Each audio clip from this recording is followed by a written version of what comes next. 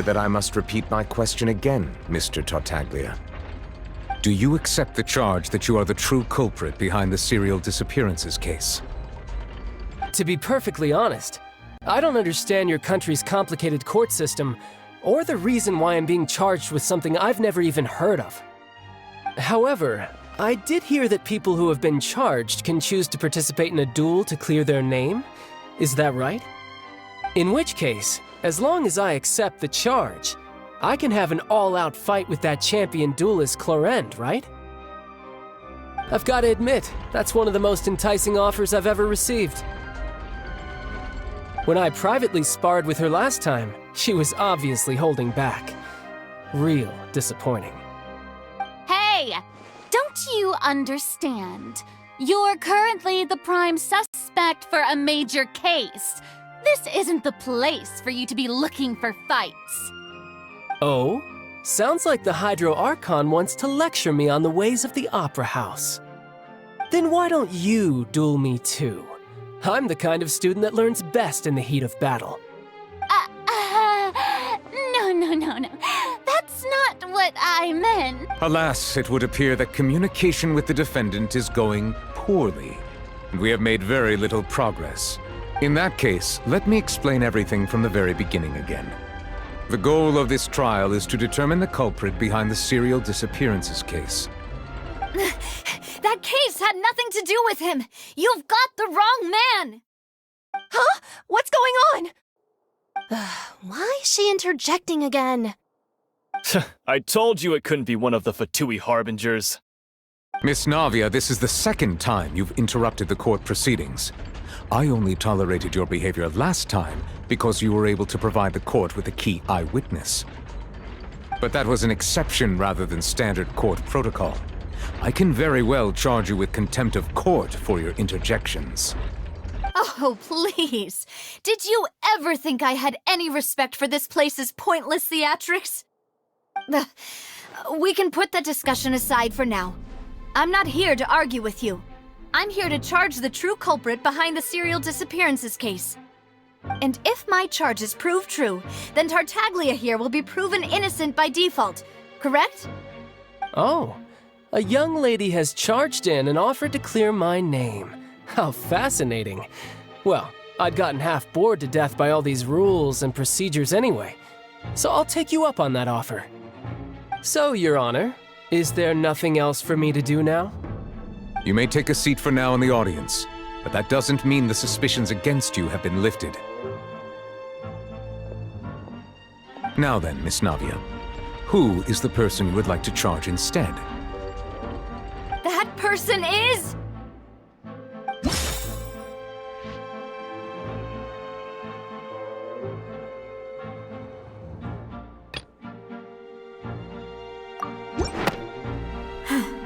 Something's not...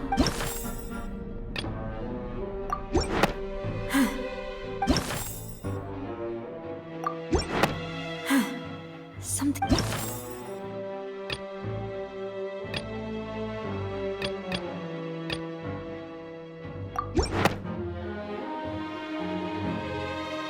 Marcel, the head of Confrérie of Cabrières! Huh? What confrérie? Never heard of them in my life. I've heard of them, but weren't they Spina di Rosula's sister organization? Oh, is this going to be a friends to enemies type situation? Please let me remind you, Miss Navia, that charging someone is an incredibly serious matter. Committing to the charge also means taking on the legal responsibilities associated with it. And if the charge fails, depending on the circumstances, you may also be charged with the crime of making a false accusation.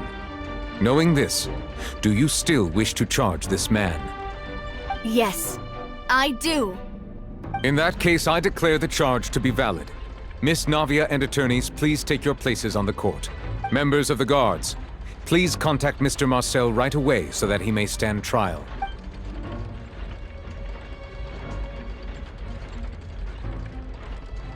Mr. Marcel, you will not require an attorney. Is that correct? Apologies. It all just happened so quickly. I still haven't figured out what's going on. I think an attorney won't be necessary.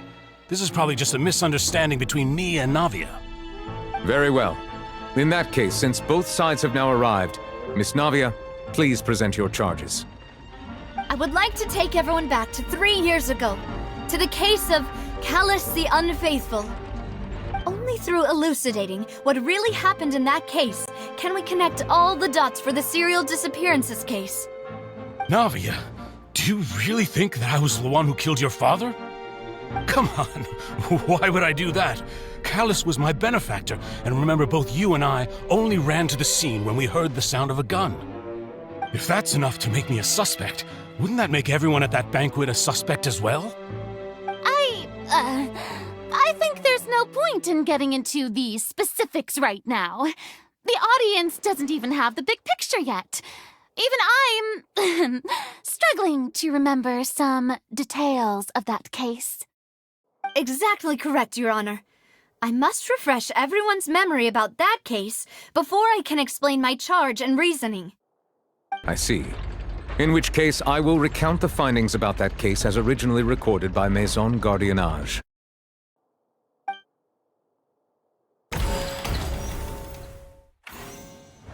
On the day of the murder, Spina di Rosula hosted a large banquet in a countryside estate owned by the Confrérie of Cabrières. During the banquet, all attending guests heard 2 gunshots from the courtyard. When the guests arrived at the scene, they found the primary suspect, Callus, holding a gun, while his acquaintance, Jacques, lay dead from a gunshot wound.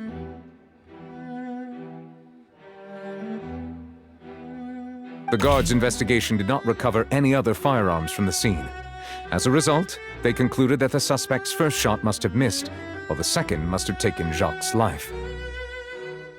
The suspect did not dispute this conclusion, and also declined to defend himself in court. Instead, he chose to prove his innocence through a duel. Callus was defeated by champion duelist Clarande in the ensuing duel, and soon succumbed to the injuries. These are the known facts about the case. The one with the motive to kill was Jacques, not my father. And even so, Jacques still had no reason to pull the trigger. In truth, the third person shot Jacques first, and was shot in turn by my father when my father seized the gun from him. After that, the true culprit turned the third person into water, erasing all traces of him from the scene. Thank you for the summary, Your Honor. Of course, the guard's conclusion appeared quite sensible to us at the time. However, we should revisit the case now that we've gained new information about the abilities of water from the primordial sea.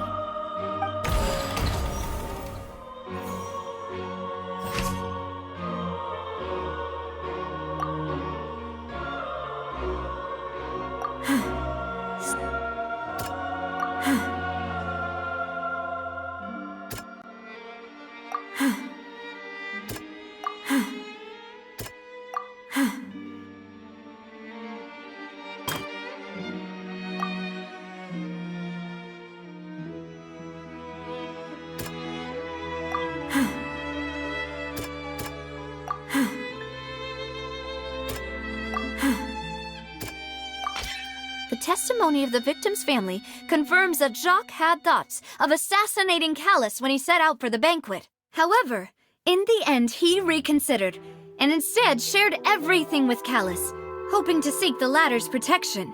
Unfortunately for Jacques, the true culprit had already considered this possibility, and had sent out another assassin.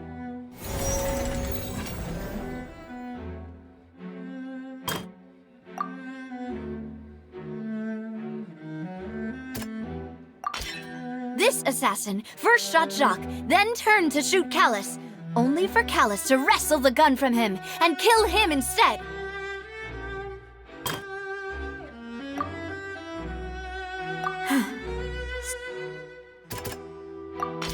A pile of clothing was found at the scene. The guards once believed they were used by Jacques as a costume to disguise himself. But now it is clear that the clothes were proof that there was a third person at the scene, and that they were turned into water after committing the murder. Since it was raining that day, the culprit was confident that they could use the rain to wash away all traces of their dissolved accomplice. Realizing this, the true culprit caused the hired assassin to dissolve into water, leading everyone to believe Callus was responsible for Jacques' murder. This is the true version of events.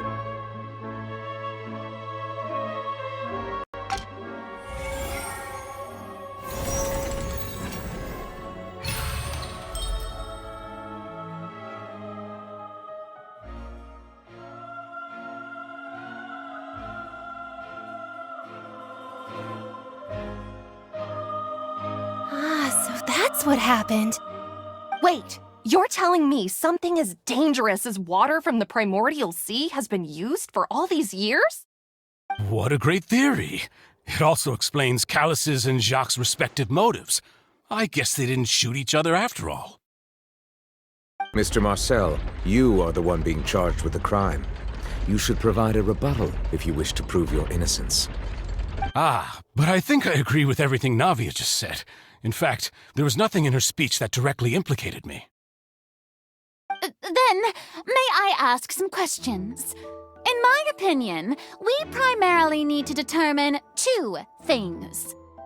One, do you have the evidence to back up your claims? I'm afraid not. At least not at this very moment. Boo! If you don't have any evidence, you should just go home! I may not have the evidence with me, but I know where I could go to collect it. If we look up the deserted clothes against a record of people who went missing around the same time, we should be able to find a match. Considering the serial disappearances case, the guards probably kept careful records of all missing persons from around that time, regardless of age or gender. That makes sense to me. Monsieur Neuvillette, I would consider this to be a reasonable investigative direction. Why do I feel like Farina's acting a little differently today? Maybe she's scared of embarrassing herself again? Alternatively, she's become more diligent after charging an innocent citizen in the last trial. My second question has to do with the ensuing duel. If the truth is indeed as you described, then why didn't Mr. Callus explain himself in court? If he had testified that a person had been dissolved, he could have at least mounted a defense. I've thought about this too, and the answer is actually pretty simple. He felt there were things that were more important to him. The dissolving power of water from the primordial sea is an important secret for the true culprit of the serial disappearances case. My father could have exposed it for all to see, but he chose to take it to the grave. At that time, Spina di Rosula was in dire straits, and his reputation had already been shattered. He had no guarantee that going forward with the truth would allow the culprit to be brought to justice. What was certain, however, was that it would paint a gigantic target on my back. Boss once told me that Demoiselle had already been selected as the next target of the serial disappearances case. What? If the secret had gotten out, the culprit would have fought an all-out war with Espina right there and then. I wouldn't have been the only one in danger. All of us would have stood to lose our lives. Of course, the guards might eventually figure out the truth of the matter and determine that we were in the right, but what good would that do?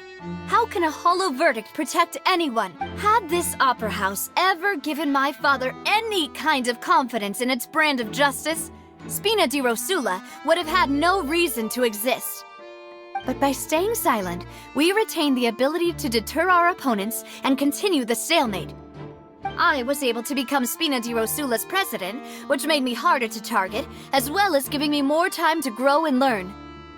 And once I have figured out the truth and stepped up to the challenge, I will do what this opera house cannot, and restore my father's truth and honor back to him. So, you mean to say, your father intended to die in the duelist's ring? That's right. Do you have any proof? Of course. All you need is to ask his opponent, Clarand.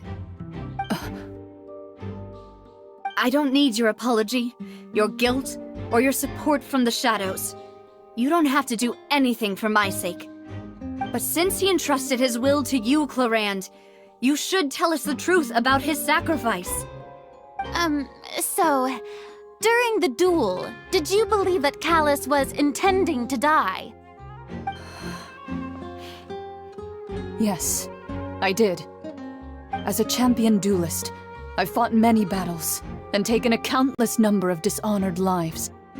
In my line of work, I've seen all kinds of people give their all for the faintest hope to continue living. Some were determined, others passionate, and some even manic and twisted. Just one look and I can tell if a duelist is hoping to live or if they're looking to die. I hereby swear on my name and honor as a champion duelist that Mr. Callus never intended to leave the ring alive. Since that's your testimony, I have no more questions. It appears there really are good grounds to reopen this case. I concur. However, Miss Navia, you still have not explained the link between your father's case and the serial disappearances case. Right? What she said was fascinating, but kind of beside the point. Wait, weren't they just talking about the serial disappearances case? Of course, Your Honor. The two cases are connected via a matter of timing. In my father's case, the culprit intended to kill both Jacques and Callus. As a result, they planned to act after hearing 2 gunshots. And, at the end of Linny's trial, the culprit also only dissolved the victim in front of everyone because they realized they were at risk of being identified. The culprit could only time their actions so precisely if they were already at the scene. Coincidentally, Marcel attended both the banquet and the trial. So that's why you suspected me. Even after hearing your reasoning, I still can't help but find it a little preposterous. I'm used to it, though. You've always been an impulsive and sentimental child, Navia. It's one of your most endearing traits. No need to appeal to pathos. I won't try to refute your points one by one, but even if everything you just said was true, can you prove that I was the only person present at both events? On top of that, does a person have to be physically present to control the timing? Can't someone remotely monitor the place? Don't know what she can say to that. I know that. You might still think you can reduce the list of suspects with some further investigations, until I'm the only one left on the list. Alas, who won't feel at least a little hurt by an accusation of murder from a girl you see as your own daughter? But if I were to dismiss this completely, you'd also think I'm not being considerate of your feelings. Ah well, let Uncle Marcel teach you another lesson. Do you know what the biggest flaw in your reasoning is? I suppose you're gonna tell me anyways. It's timing again. I'm a businessman by trade. From that standpoint, there's no reason for me to kidnap young women. It's a high-risk action with nothing to gain. In addition, I left my home in Snezhnaya when I was young to come to Poisson and work in some trade. My business only thrived when I received Callus's patronage. But the disappearances began before I ever stepped foot in Fontaine. I do apologize, demoiselle. This was my mistake. No, it's not your fault. I'm sure he had come prepared. Is there anything else you'd like to say? Would you like to check the date of my first business license against the first known case of the serial disappearances? You can also take a look at my border entry records, or ask my friends and family when I left Snezhnaya for the first time. Could those records and testimonies do something to appease the unspeakable anguish in your heart? Seems like she got the wrong guy. At this rate, Navia will be convicted for falsely accusing him. I think you've done a superb job of dissecting your father's feelings as he neared the end of his life. But aren't you going against all of his wishes and expectations right now? He wished for you to become more rational, collected, and conscientious, instead of dwelling only on your own feelings. Once you've learned to be more considerate of others' feelings and to stop rushing headlong into things, you'd have met most of his expectations. This isn't just about me, and it never has been. The biggest difference between me and the rest of the victims is that I still have the ability to search for the truth, while that same agency has long been taken from them. The people whose families were destroyed by synth abuse, the people who lost their loved ones to the serial disappearances, and the people who suffered tragic ends due to their sense of justice. Many people's images are flashing before my eyes. I'm sure some are coming to those of you in the audience as well. And whose image do you see, Marcel? Is it a man named Vacher? Oh, so you do know that name. I'm merely surprised you'd suddenly say the name of someone I've never even heard of. I was waiting for you to say that.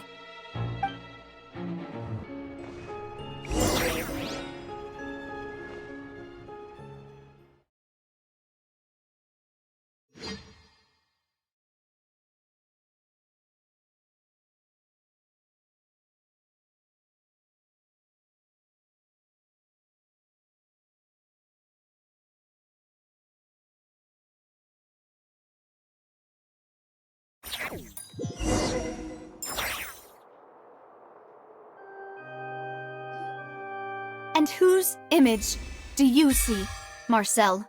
Is it a man named Vacher? Oh, so you do know that name. I'm merely surprised you'd suddenly say the name of someone I've never even heard of. I was waiting for you to say that. Navia! We're back! As expected of my partner. I just knew you'd return in the nick of time. Just how often do you intend to flout the rules of this court? It's all right, Monsieur Nervalette. Given their confidence, I expect they've found the crucial evidence.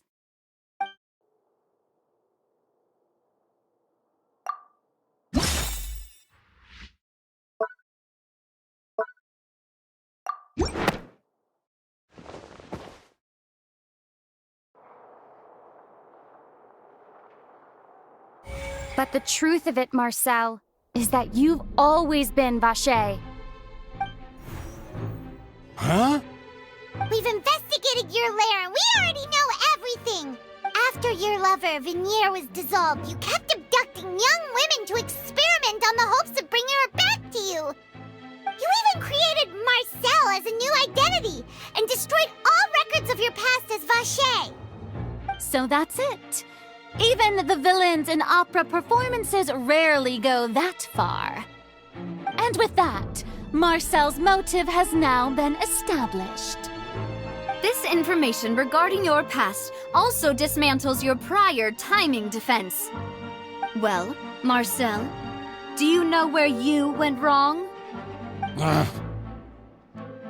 You fixated your gaze on the lover that passed away, instead of paying attention to the living people around you.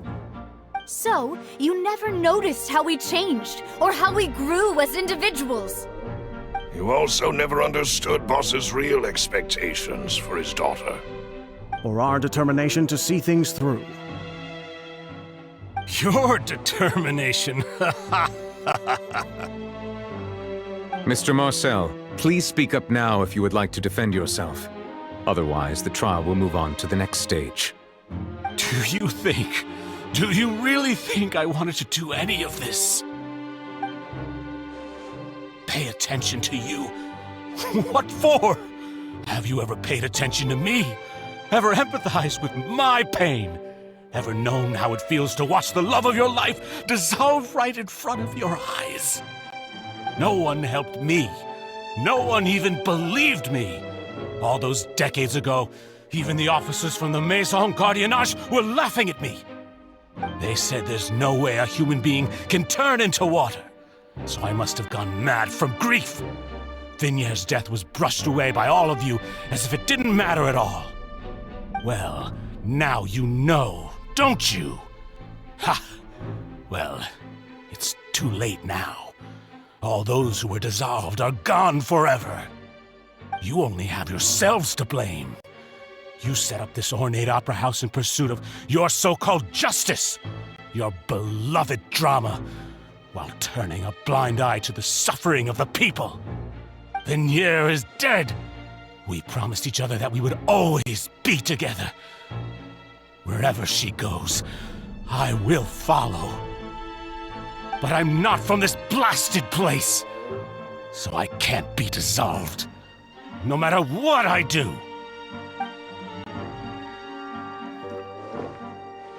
Hey, is that water from the primordial sea that he's drinking? I can't dissolve! Can't dissolve! Can't dissolve! Do you all see? I can't go! I can't follow! So if I can't go where she is, what choice do I have but to try to bring her back? I did all of that, and in the end, that accursed Callus still got the better of me. I spent my entire life living on pins and needles, only to get stabbed by his idiot daughter at the very end. The suspect is exhibiting signs of mental distress. Guards, please restrain him. Don't touch me! Don't anybody come near me! I still need to save Vignere. A promise. We made a promise. Vignere. Vignere! Please, Vignere! Don't think badly of me. All I want to do is fulfill our promise. At this point, the verdict of this trial is clear. With Mr. Marcel's conviction, the charges against Mr. Tartaglia no longer have any basis. Fine by me. I was in a bad mood, but after a show like that, I'm actually feeling pretty good. Traveler, please submit all the evidence you have collected to the guards, so that I might review and summarize the truth behind the serial disappearances case. The man now known as Marcel was originally named Vacher and worked as an adventurer with his partner and lover Vignere. During an underwater expedition, Vignere accidentally came into contact with water from the primordial sea and was dissolved in front of Vacher as a result. Vacher learned of the primordial water's existence through the work of others and began to kidnap young women for research, with the goal of discovering a method to restore Vignere back to life. To cover his tracks, he invented the new alias of Marcel and began to operate a business in Poisson.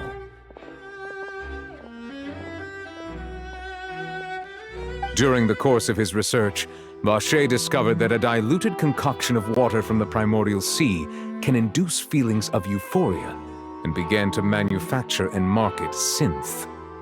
However, as he accumulated wealth to fund his continued research and expanded the scope, he came into conflict with Spina di Rosula. After exchanging blows with Spina di Rosula for many years, Vacher decided to assassinate their president Callus at a banquet. Although the assassination did not go as Vacher expected, he was able to turn Callus into the murder suspect by dissolving the assassin he sent to the scene. And just recently, Vacher attempted to frame Linny as the culprit of the serial disappearances case, using a similar method. However, his attempt to frame Linny failed, and the power of water from the primordial sea became public knowledge. This case also exposed enough of Vacher's machinations that he was eventually successfully charged in court. Thus concludes the enigmatic history of the serial disappearances case, with the truth revealed to all.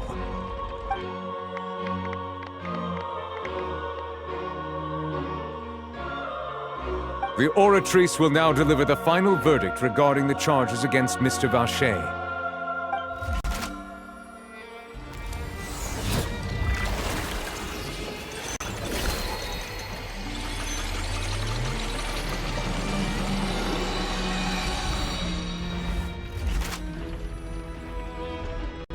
According to the judgment of the Oratrice Mécanique d'Analyse Cardinale, Mr. Vacher is guilty.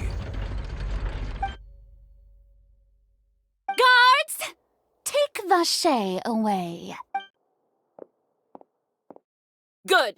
It's what he deserves. With that, the serial disappearances case is over now. We really just witnessed history. Who would have thought the true culprit would be such a polite and well-spoken guy. Yippee! We helped Navia bring the bad guy to justice! He's hurt so many innocent people and now he's finally getting what he deserves! Huh? Are you okay? Demoiselle, you were absolutely brilliant. The day our late boss had always hoped for has finally come. You can rest easy now, knowing justice has been served. Yeah. It's finally over. It's all thanks to you guys. And my partner. See, Papa?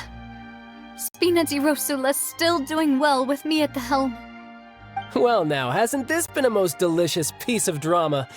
The villain has been caught, justice has been served, past wrongs have been righted, and it's a big ol' happy ending. Since it's been such a great show, I'll just let the false accusations against me slide. Either way, I've still got some business to attend to, so if you'll excuse me... Please wait just one moment, Mr. Tartaglia. What now? None of this has anything to do with me. According to court protocol, since this trial was initiated due to a charge against you, a verdict must also be made regarding the initial charge before the trial can conclude. Oh, come on. Is this really necessary? Haven't you already caught the real criminal? Isn't it time for side characters like me to exit stage left? Please respect the laws of Fontaine. This has always been the rule. All right, but this sure is a lot of hassle. All I need to do is stand over there, right? Let's just get this over with. Through evidence presented in the public trial that was just held, it has been established that Mr. Tartaglia has no direct connection to the serial disappearances case.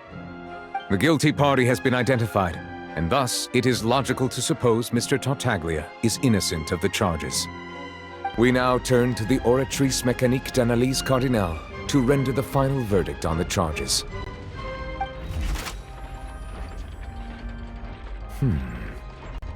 According to the judgment of the Oratrice Mécanique d'Analyse Cardinale, Mr. Tartaglia is... guilty. What?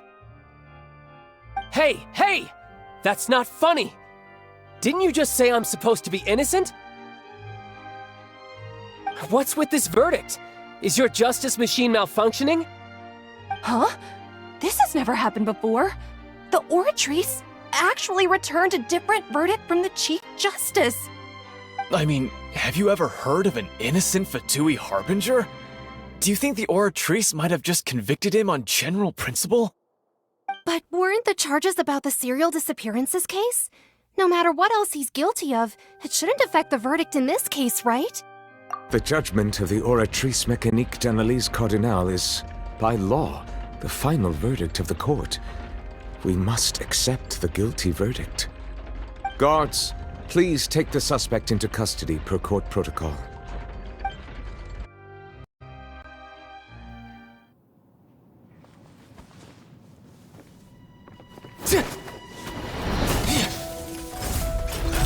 So this is how justice is done in Fontaine. What a joke. You've got your rules. Well, I've got mine too!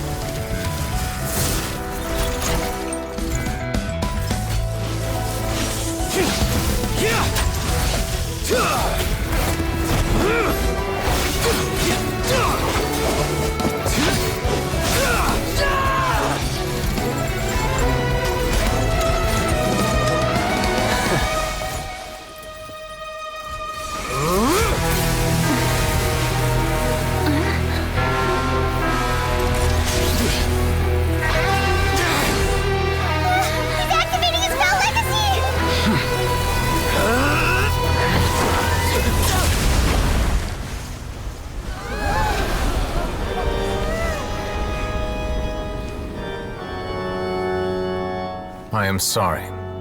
If you have been wronged, we will find the truth. But the rules of the court must be upheld.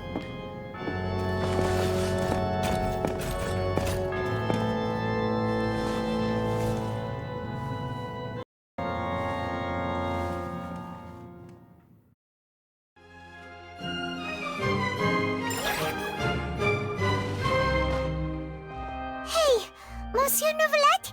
What's going on? Shouldn't they have been cleared already? Apologies. This is also the first time I've encountered such a situation. However, according to the rules established at the conception of Fontaine's court system, the Oratrice's judgment is the final verdict of the court. All I do is follow court procedure. As for why the Oratrice arrived at the conclusion it did, you should probably ask someone more knowledgeable than me.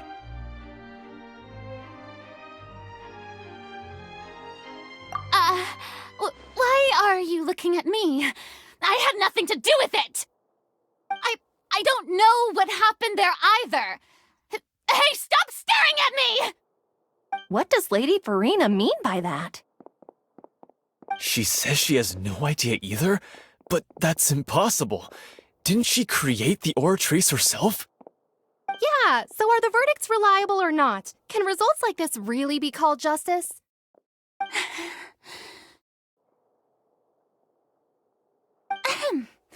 My dearest citizens, did you really think we'd allow an incorrect verdict to be handed out in this court?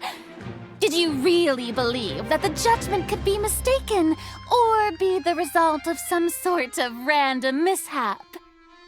Don't tell me you thought even I had been blindsided by the Oratrice's result.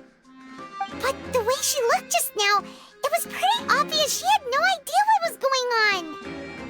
However, given the state of things, I shall give you an explanation.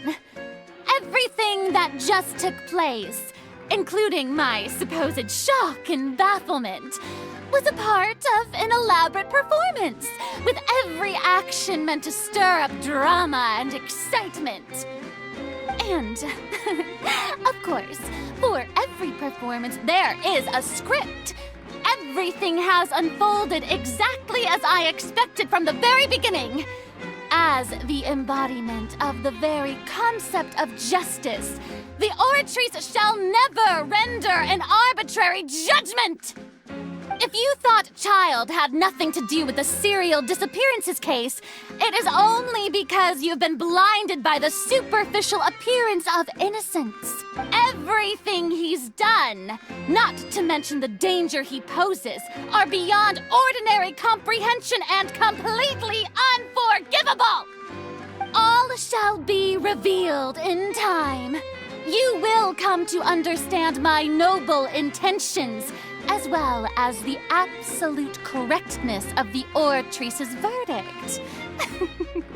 Now, having said that, although I hate to leave things hanging in suspense, it is now time for this performance to end.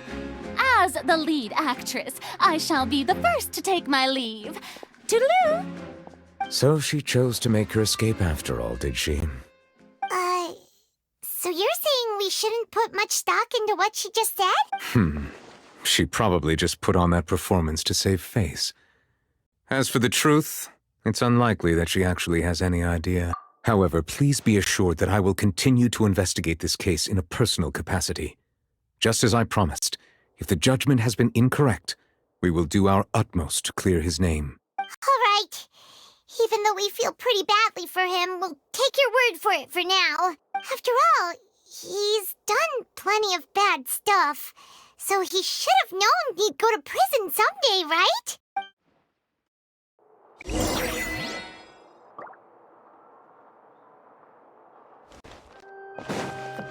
I'll race you there!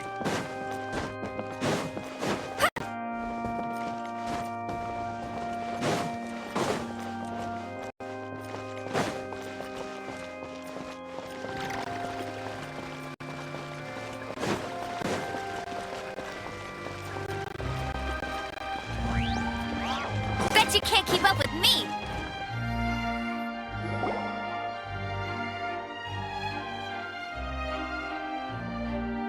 Hey, what are you doing? Quick, stop him!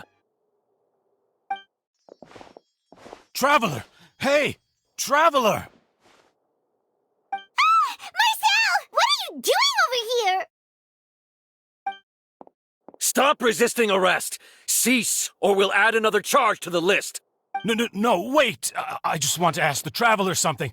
I'm not looking to run away. Please, just let me ask this one small thing. Go on.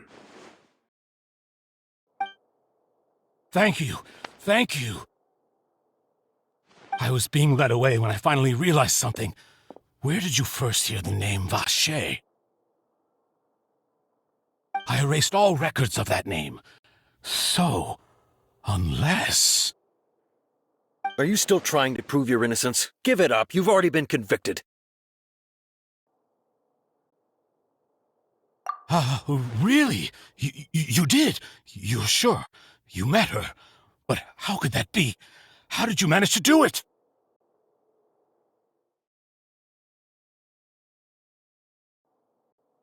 The Fountain of Lucine?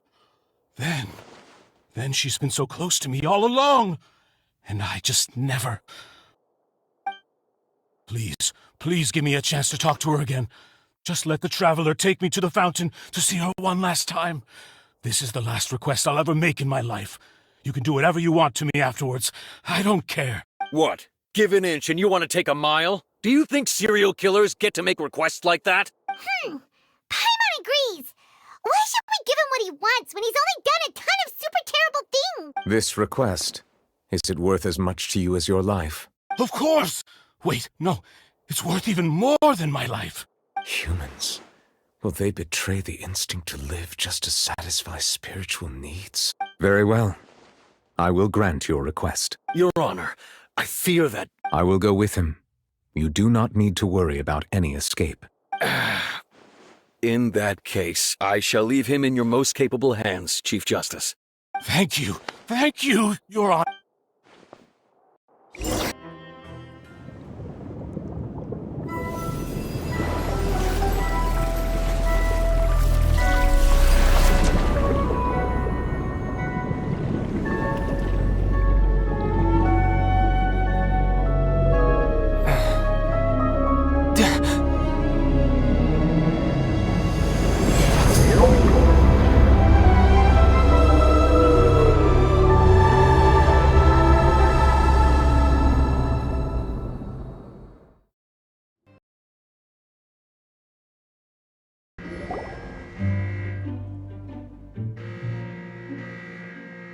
What happened?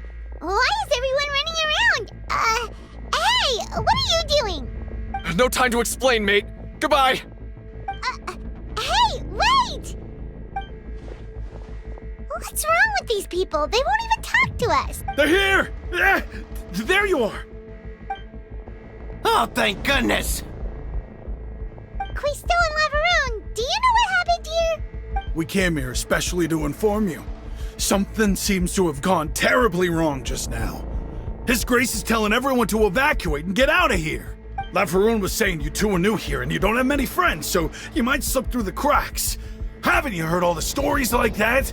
An evacuation is successfully completed, yet you only find out once you do a head count that 1 or 2 people are missing. Wait, weren't you the one who brought that up? Why is it suddenly my idea? Hey, shut up! Okay, whatever. The point is, you should come with us. Yeah, he said to get as far away as possible, upwards and outwards.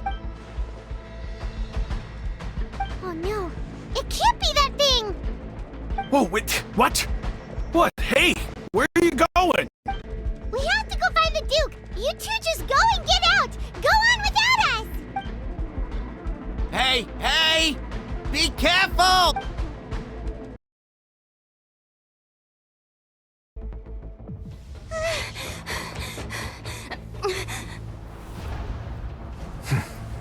They're here.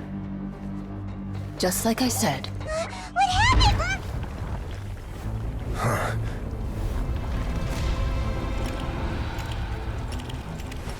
You're just in time. But be ready to run.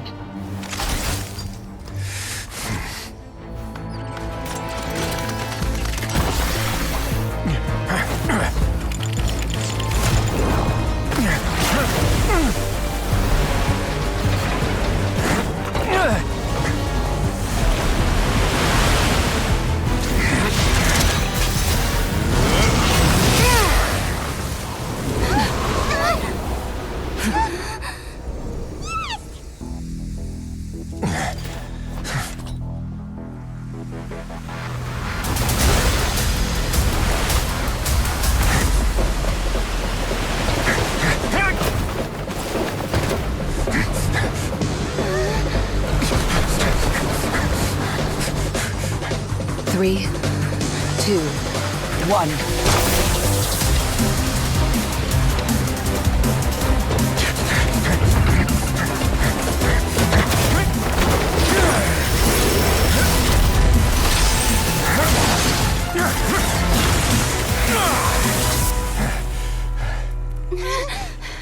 This won't hold it for long. Find Neuvillette. Tell him the defenses are about to collapse. Then what will happen to you? Until he arrives, we're the last line of defense.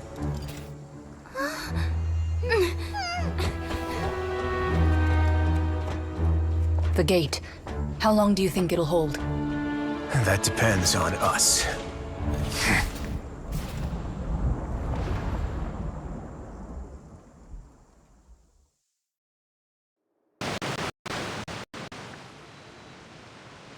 Traveler, I need you to head to the Opera House immediately.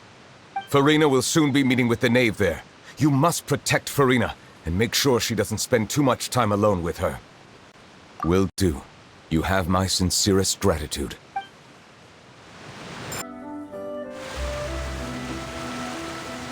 Look! There are a ton of Fatui and Palais Mermonia people over there! The knave is probably here already. We need to hurry! Are you two the traveler in Paimon? Monsieur Neuvillette has left instructions. Please follow me. Though I'm sure he's already explained, this should be a mostly cordial conversation, unlikely to give rise to violence.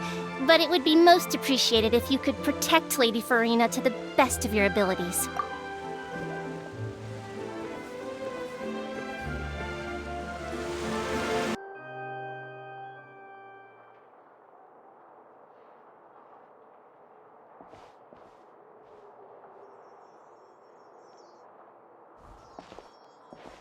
Oh, so you two are the honored guests Miss Farina mentioned. Of course, of course! How could they not attend a meeting such as this? I must always have 2 or more guests at my dessert table. Otherwise, the occasion would be too lonely and unbecoming of my station. It is my pleasure to make your acquaintance, traveler. I have heard much of your accomplishments. I am the knave, one of the 11 Fatui Harbingers.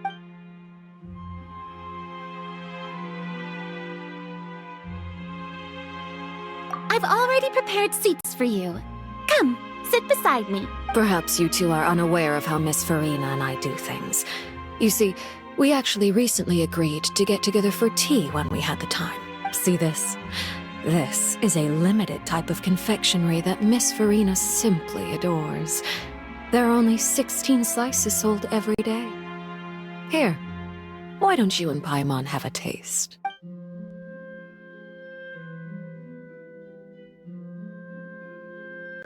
Traveler, what do you think of this cake? That's good to hear. So what Child said was on the mark after all. You do share a taste in desserts with Farina and I. I wonder how he's doing nowadays. You must have heard, right? He's suddenly gone missing. I'm really worried about his safety, you know. Here's to hoping that he's an excellent swimmer.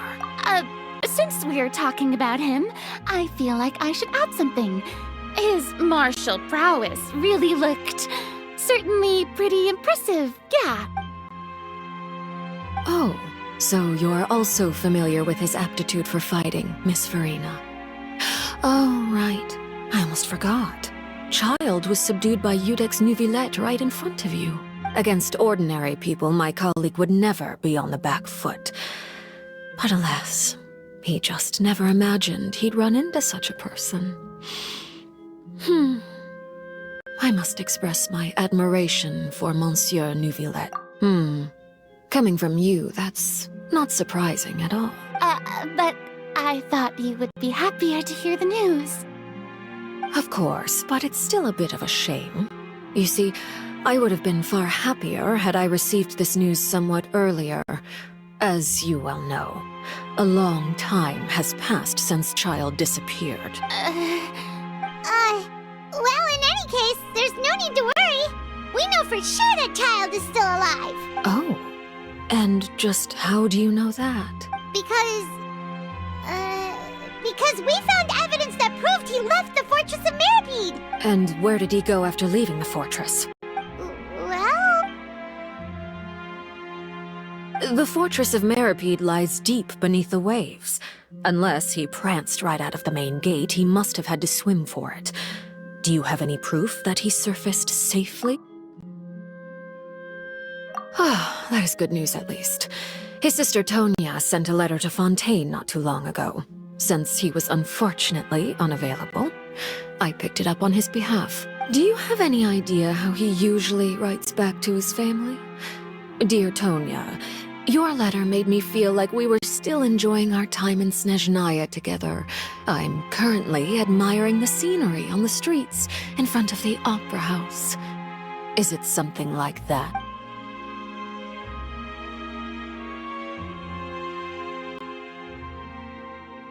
All letters tend to follow the same few formats anyway, right? As long as the contents are accurate, it doesn't matter so much how it's written or how it's worded. Hold on. The water in the teacup is shaking. I suppose this is also a sign of things to come, Miss Farina. Huh? I don't quite understand what you're trying to say. Have we entered into the next stage of the prophecy?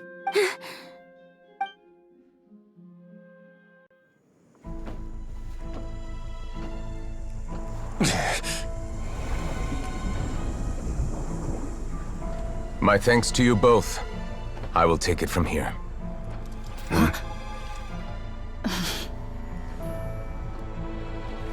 Sure you don't need a hand? Quite sure. Wow. So, what's your secret, huh? Let me guess. Nah, who knows? Maybe it's just your sense of responsibility. Sounds about right.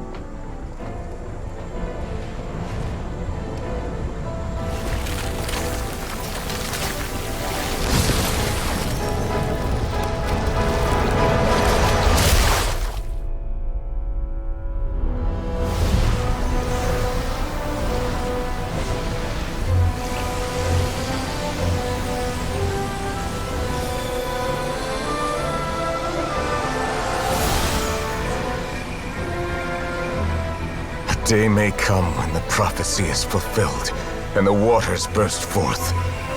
But it is not this day! This ancient power could easily obliterate an entire race. A tsunami of fury would unleash endless catastrophe.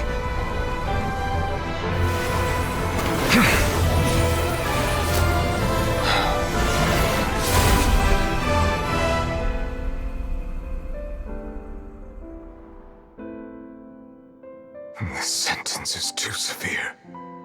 Forgive me for overruling it.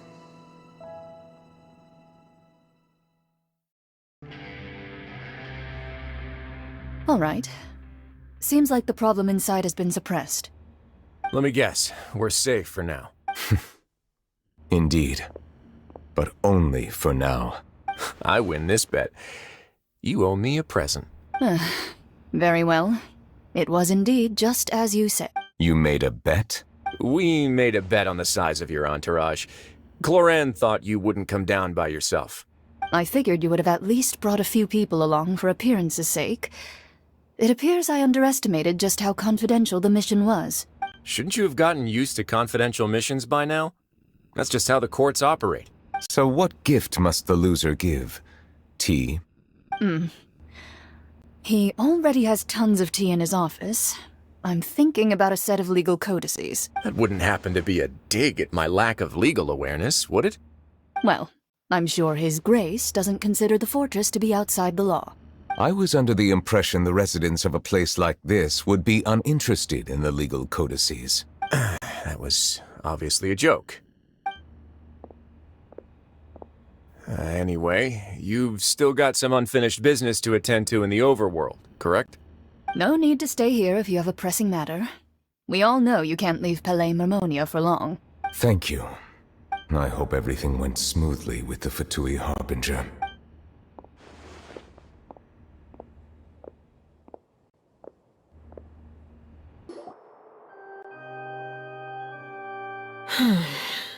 I must say, we've spent long enough playing house. Miss Farina, as the Hydro Archon, I am sure you understand the exact meaning of the phenomenon we just witnessed. Or should I say, that's what I originally thought. But looking at your expression, was I wrong? And you haven't a clue? What are you trying to say? At this point, I don't think there's any more need to speak as diplomatic representatives. Allow me to speak to you now as just a Fontainian. You know the prophecy by heart, and also that every part of it is being proven true. Yet, here you are relaxing, drinking tea, and eating desserts as if it's all nothing more than a few stray bugs in your garden. Do you really think that's acceptable? The prophecy's hanging above our necks like a guillotine. Every faction is looking for a way to either avert the disaster or save their own. Even the orphans of the House of the Hearth have devoted everything to saving their homeland. But you? It beggars belief just how nonchalant and carefree you have been. From the very beginning, you, the god Focalor, you have utterly failed to take action. You're wrong. I've never ignored the prophecy, nor have I just been passing the time in self-indulgence. Retract your accusation and stop doubting the wisdom of the gods with such absurd conjectures. I am not alone in my doubts, you know. All the children of Fontaine may be harboring the exact same thoughts right now. Oh, great Hydro Archon. How are you going to save them? Save us? How are the people you've sworn to protect supposed to survive in a land that will soon disappear beneath the waves? I have my ways, and I've been working on them for all this time. Even if you look down upon me, you have no right to judge me. Fontaine will be saved. Even if I still cannot see the true future right now, as long as I continue on as I am, I will be able to hold my head up high!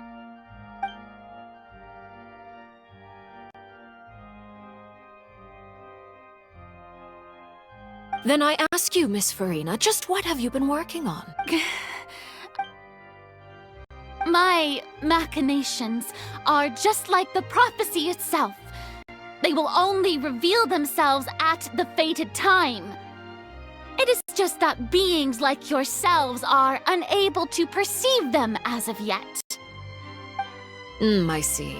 As a god, the proof of your labor always lies beyond prying mortal eyes. Allow me to be so bold as to ask another way. Would it be possible for you to tell us the parts of your plan that are not confidential? Such as your emergency response plan for the impending disaster? An emergency response? Oh, that look in your eyes. Have you not even prepared one of those? The emergency response plan is also strictly confidential. Then allow me to jog your memory. Miss Farina, what is the purpose of your Oratrice Mécanique d'Analyse Cardinal? And what do you plan to do with the massive amounts of indemnitium that has accumulated over the years? The Oratrice? It's just like it appears to be. So you also have no idea. If I'm not mistaken, someone's using it to prepare for something. But unfortunately, it would seem that someone is not you, Miss Farina. I first caught wind of this when Linny tried to investigate the Oratrice in the Opera House. You see, Even just getting close to the core contaminated him with an extremely large amount of indemnitium.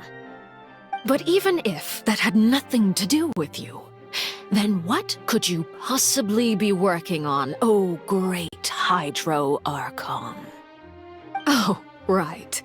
I almost forgot. Udex Neuvillette is not at the tea party with us today. Miss Farina, I suppose you must have ordered him away to take care of some troublesome business. Yes, that's exactly right. Please keep it a secret for me. Of course I will. Although, I must say, Miss Farina, you seem quite insecure without the Udex by your side. Oh, very well. Let's stop that conversation here. There are still a few slices of cake left, so please, help yourselves, everyone.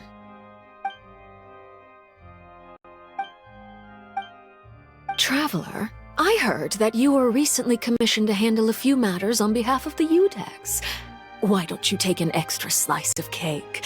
Those who work hard deserve gratitude and praise. You too, Paimon. Thank you. Paimon will take you up on that offer.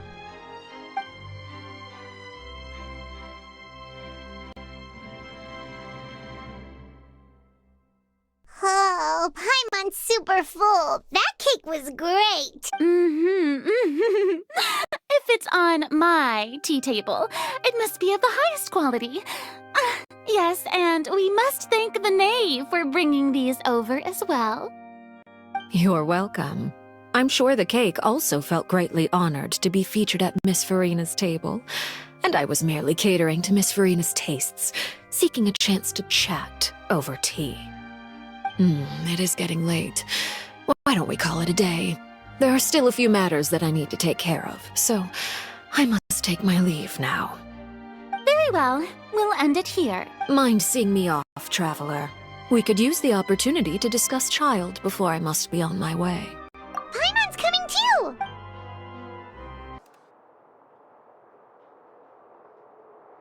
I'm glad that you were willing to come with me. Of course, Child was just an excuse. I have no interest in your dealings with him. That's what Paimon thought. You lent your aid to the children of the House of the Hearth. As their father, I would like to express my gratitude. That was all. Formal topics should be discussed in formal settings, and informal topics in informal settings. I know you just returned from the fortress of Meripede. Relax. I have no intention of trying to get anything out of you. Linny, Lynette, and Fremine are still there, and I trust their judgment and abilities. They've all been working very hard and have always done all they can to fight back against anyone who tried to stop them, especially Linny. You mean Wriothesley. He's a tricky one to deal with. It's unfortunate that Linny's so eager to prove himself that he can't learn to rely on others, including me. By the way, and you can just consider this a bit of idle gossip, but what's your impression of Farina? You are outside of our disputes, and the freest person in all of Fontaine, able to move around most easily. Allow me to share my perspective with you. And that's everything that happened during the trial. Master Child was declared guilty and immediately transported to the Fortress of Meripede. Didn't he say he was coming here on vacation? Does he not feel an ounce of shame for all the trouble he has caused?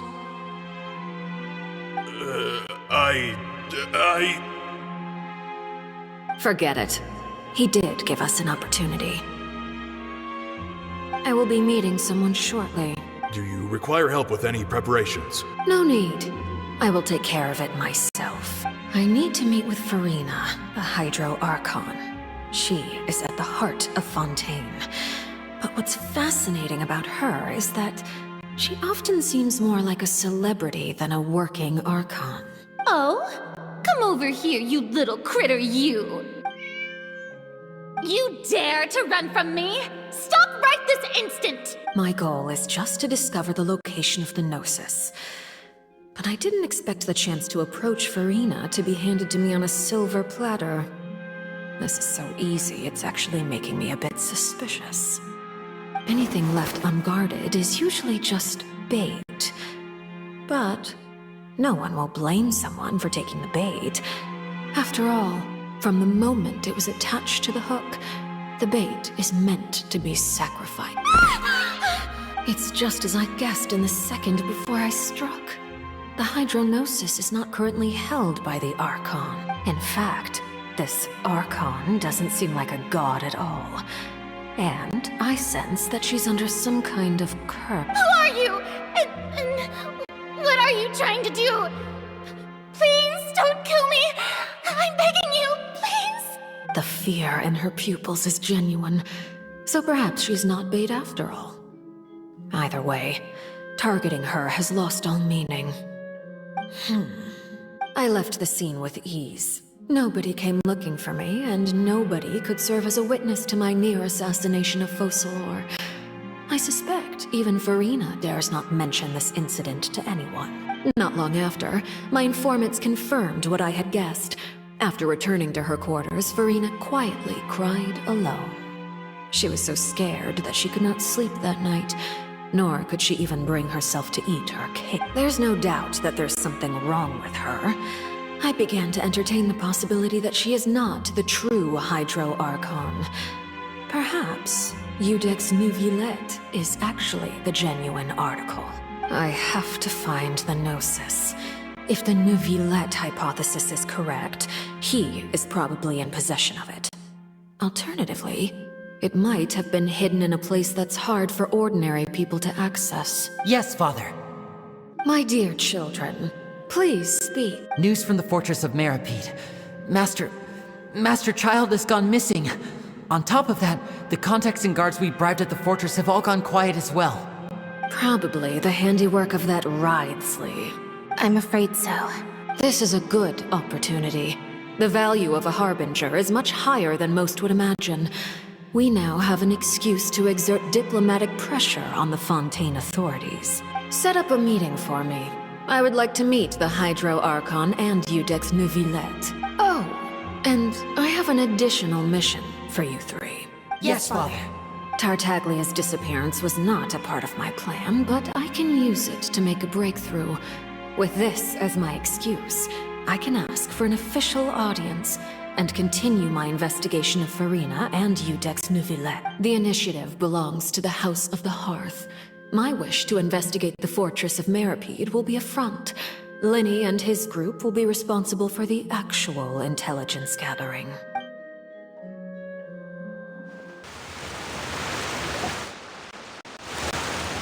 You should know the rest. Linny's group is quite close to you, so they wouldn't have hidden anything from you. You attacked the Hydro Archon? It wouldn't mean anything, even if you shouted it from the rooftops. After all, even Farina herself is still pretending that nothing of that sort ever happened. Alright then. I've now had 2 chances to enjoy tea with Farina. I have to say, the leadership of Fontaine is even more inscrutable than I had imagined. I once surmised that Iudex Neuvillette must be the Hydro Archon, but now, that doesn't seem right to me either. I am a servant of Her Majesty the Tsaritsa. Over my years of service, I've learned how a real Archon conducts and carries themselves. Whether Iudex Neuvillette or Farina, neither fits the bill. It's hard to imagine either of them as the Archon. Of course, that is all just how I feel. Gut feelings often do not require justification. It is, however, quite amusing to me that after all my years working in intelligence gathering, I've come to realize I am at a complete loss regarding the identity of the god of the land of my birth. Don't you think Fontaine is quite intriguing? A catastrophe looms, yet many secrets have yet to rise to the surface. It looks like Fontainians will have no choice but to save themselves. Ultimately, though, one must survive in order to do anything else. Should the need arise, I would be happy to cooperate with you. You don't need to commit to anything right now, of course.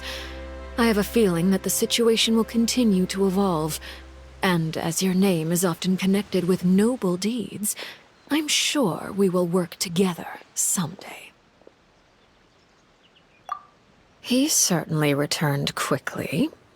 You must want to catch up with each other, so I'll leave you to him.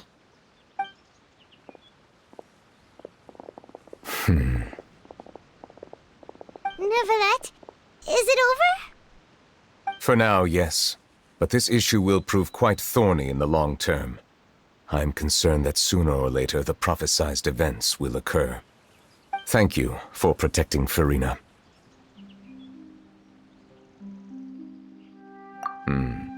To put it simply, I used my power to force back the Primordial Sea and reseal the sluice gate.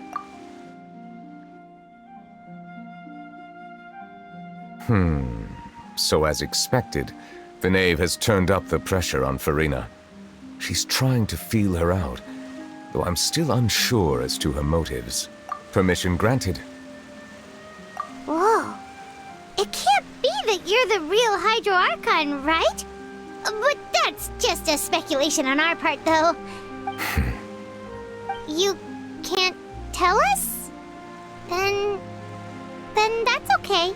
We can talk about something else. We won't try to force you. You guys in Fontaine are super strange. If by the phrase, you guys, you are referring to Furina and I, then although I'm not sure just what you are trying to imply, I must clarify that I do not share her positions on a multitude of topics. I believe so. The fortress has a long and complex history. It has seen much grief and suffering. And now, another catastrophe will soon be upon us. I mourn this turn of events. Huh? Why is it raining all of a sudden?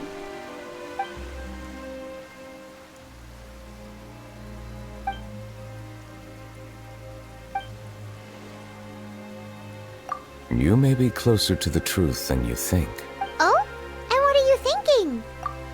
The dragon of... what? Huh? Please do not be so surprised.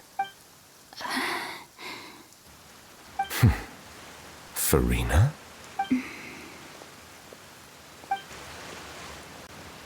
Neuvillette, are you listening? My apologies. We were just guessing randomly. We didn't guess right, did we? You're not actually the dragon sovereign of water, right? Well, if you don't want to confirm or deny... You guessed correctly. I sincerely hope you'll be able to keep this a secret for me.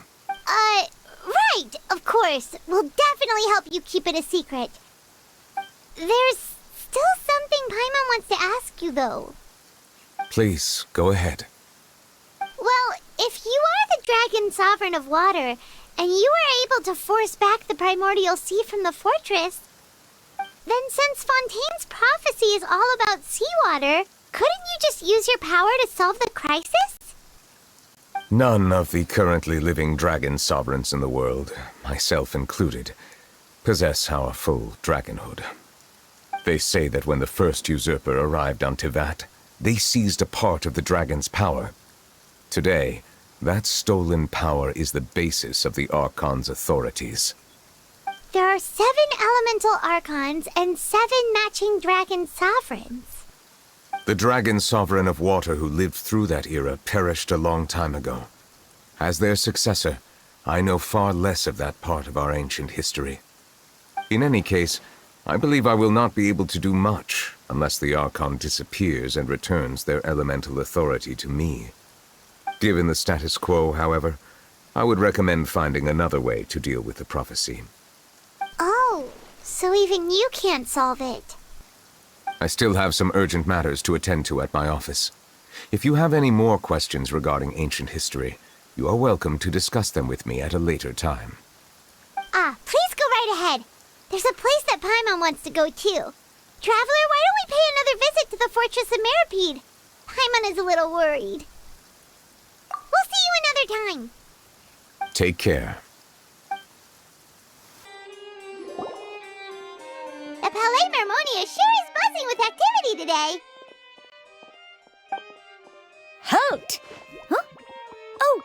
it's you two. Apologies. Monsieur Neuvillette did say you'd be welcome at any time. Excuse me.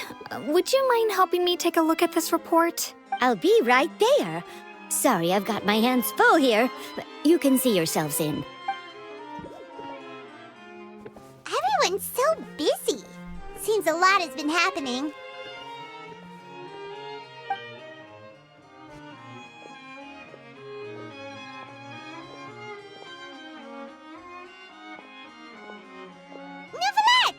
Hello. You've come at the right time, but you'll have to wait for just a moment, as there are some urgent matters I must tend to first. In the meantime, please, have a seat. If you'd like to have something to drink, let the Melusine outside know. That's all right. We just ate. Very well, then. Let's take a break over there while we wait for him to finish his work.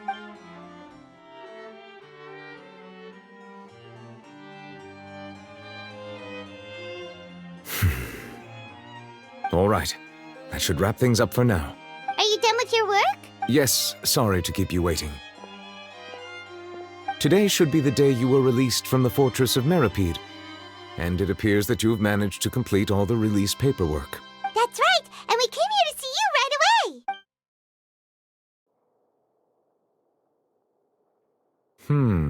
A massive whale. Do you have any idea what that might be?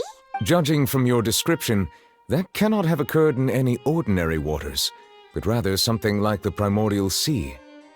A whale of that size and shape cannot usually be found in the waters of Tevat. Therefore, we can only assume that Child is presently immersed in primordial seawater. Immersed in primordial seawater? But how? And is he okay? Most people wouldn't be capable of entering in the first place. I'm not completely sure how he could have gotten there myself. Yes? What is it? Ah, right! Paimon felt it too! We asked the Duke and he said it wasn't from underwater, so we figured you might know something about it. It turns out that I have just received a report about this particular matter. In fact, that's exactly what I was busy with a moment ago. The source of the tremor was here on the surface near Poisson. After the shaking stopped, the water levels in the Poisson area rose at an alarming rate. The water levels rose? Oh no! What about all the people there? Fortunately, the water levels only rose for a short period of time and have already returned to normal now. However, I still have a bad feeling about the whole phenomenon. If the change in water levels is connected with the leaking primordial seawater, then the situation in Poisson may be much worse than it appears. Navia should be in Poisson, right? We need to go check on her! I would also like to go there as soon as possible, but I'm afraid I can't leave just yet. We must immediately formulate disaster prevention plans for the surrounding coastal areas to avoid potential catastrophes. I'll have to ask you two to go to Poisson first. I'll meet you there to check on the situation once I finish things here. There's no time to lose! Let's get going! Please be careful.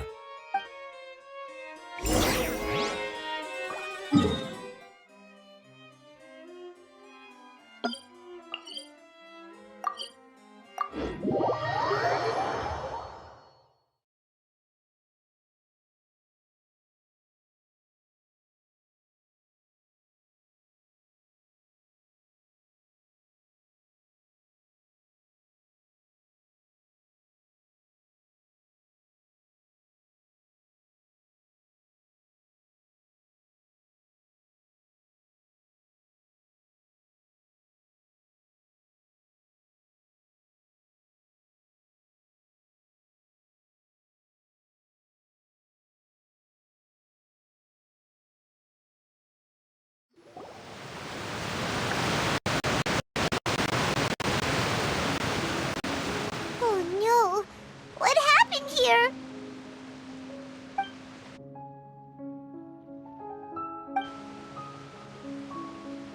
Navia should be around here, right? We need to make sure she's still... Paimon means we need to check on her.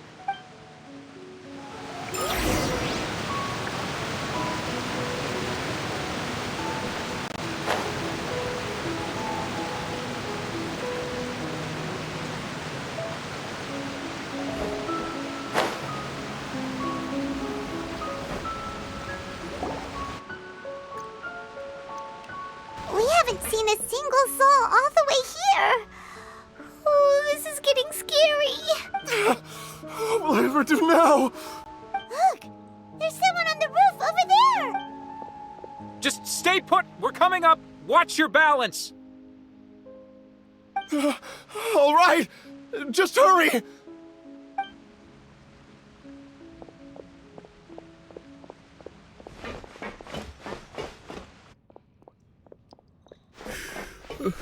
I'm not young anymore.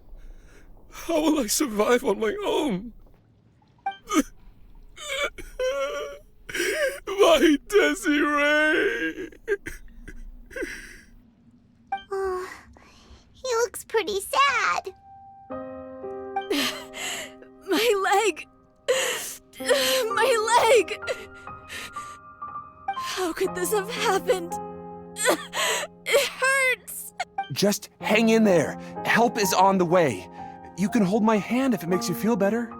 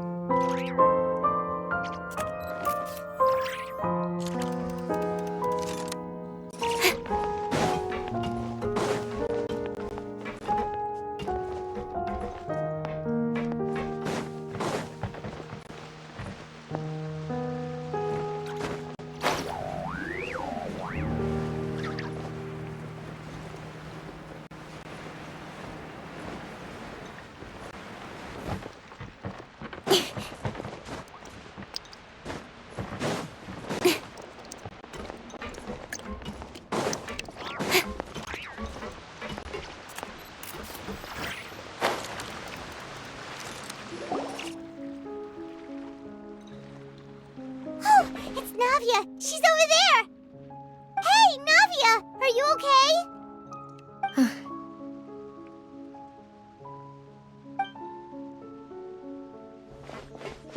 You're here. We heard there was a situation in Poisson, so we came as quickly as we could. Yes.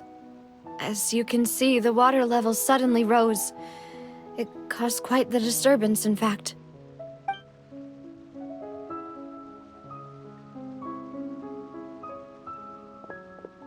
Demoiselle!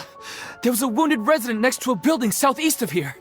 We've already transported him to safety, but we've run out of medical supplies. He's wounded? How badly? He fell, so it's probably a broken leg. He's pretty shaken up. When the water level rose, he desperately climbed up to the roof. Once the water receded and he saw the ground, he became terrified and eventually... He jumped down then. Find the leader of Squad 1 and tell him to take the wounded resident to see a doctor. He should know where to go. Understood. I'll take over his search and rescue mission in the meantime. All right. You'll be in charge.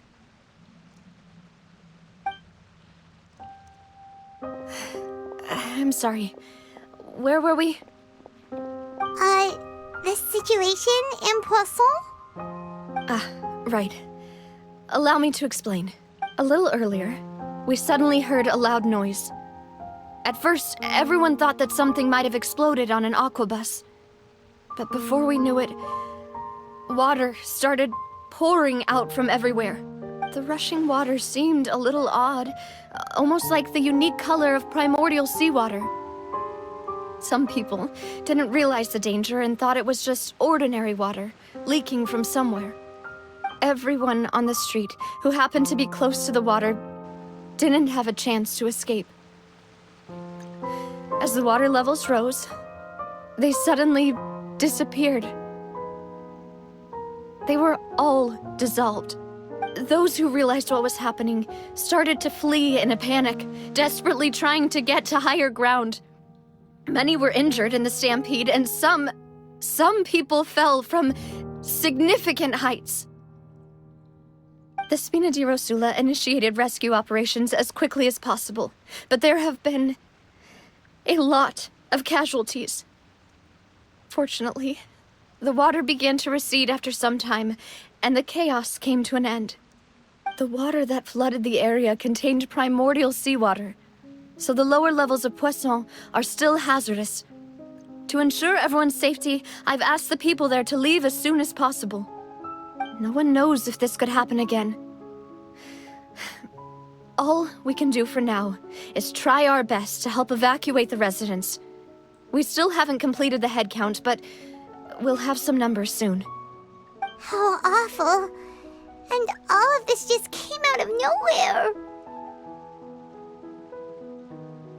It was quite frightening indeed. I only wish that everything that just happened was a bad dream. Is there any way we can help, Navia? Thank you for being so willing to help in a moment of crisis like this. You don't know how much it means to me.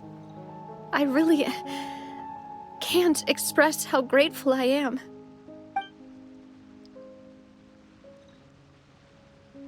Don't say that, Navia. That's what friends are for. Demoiselle! We've got a situation here! I'll be right there. Sorry, I need to go for now. And out she goes. Seems it might be a while before she can take a break.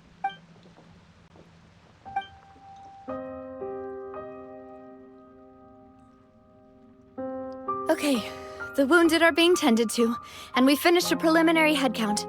More support has just arrived, so I suppose I finally have a moment to focus on my own matters. Of course, we should remain ready for anything, and continue doing our best to rescue others.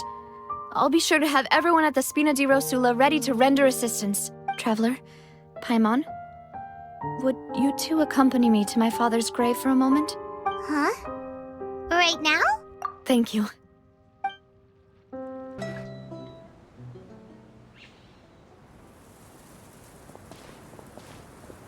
Not a lot of people here, huh? Well, given the time of day and the whole situation in Poisson, Paimon doesn't think there'd be a ton of people here visiting graves. Right. That's how things are now. The living are so exhausted that they've no strength to spare any words for the dead. Navia?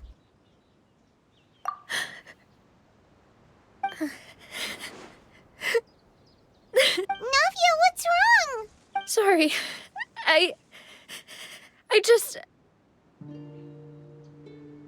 Malus and Silver... They won't ever come back here again. What should I do, Papa? Huh? What happened to them? Everyone agreed on the rescue plan, but still... I was the one who initiated it. They were helping evacuate the residents, but they couldn't leave in time, and they were caught in the seawater.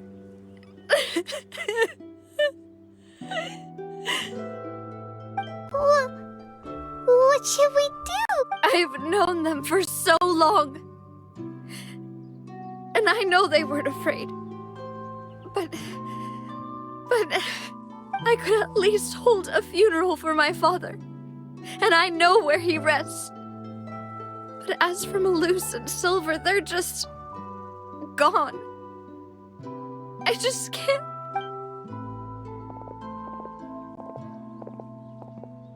Everything looks so clean after it rains. Even the gravestones. I didn't expect that you'd enjoy a glass of red wine in front of Master Callus's grave. I can understand. Besides, the scenery here isn't half bad. See, it's not just me. I always want to bring something when I visit Papa. Perhaps we might even have a picnic. He wouldn't be angry, would he? How could Master ever be upset with you, Demoiselle? Yet the cemetery is the home of those who have passed, is it not? Everyone ends up here sooner or later, no matter who you are. Buying yourself a plot in advance, are you? No need yet. But when I do, I hope you'll let me be buried beside Master Callus, Demoiselle. Hey, stop joking around. I'm quite serious. That way, it'll save us both the trip to see you visit your father's grave. That makes sense. In that case, could I be buried on his other side?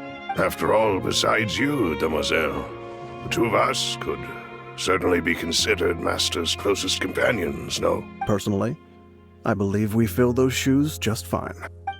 Why are you bringing this up all of a sudden? Seriously. All right. I'll remember your requests.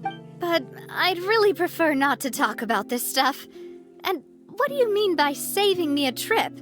I'd make the journey even if I had to visit you two somewhere else. I'd promised to let them rest in peace here. But here I am breaking that promise. I'm sorry for letting you see me in a mess like this.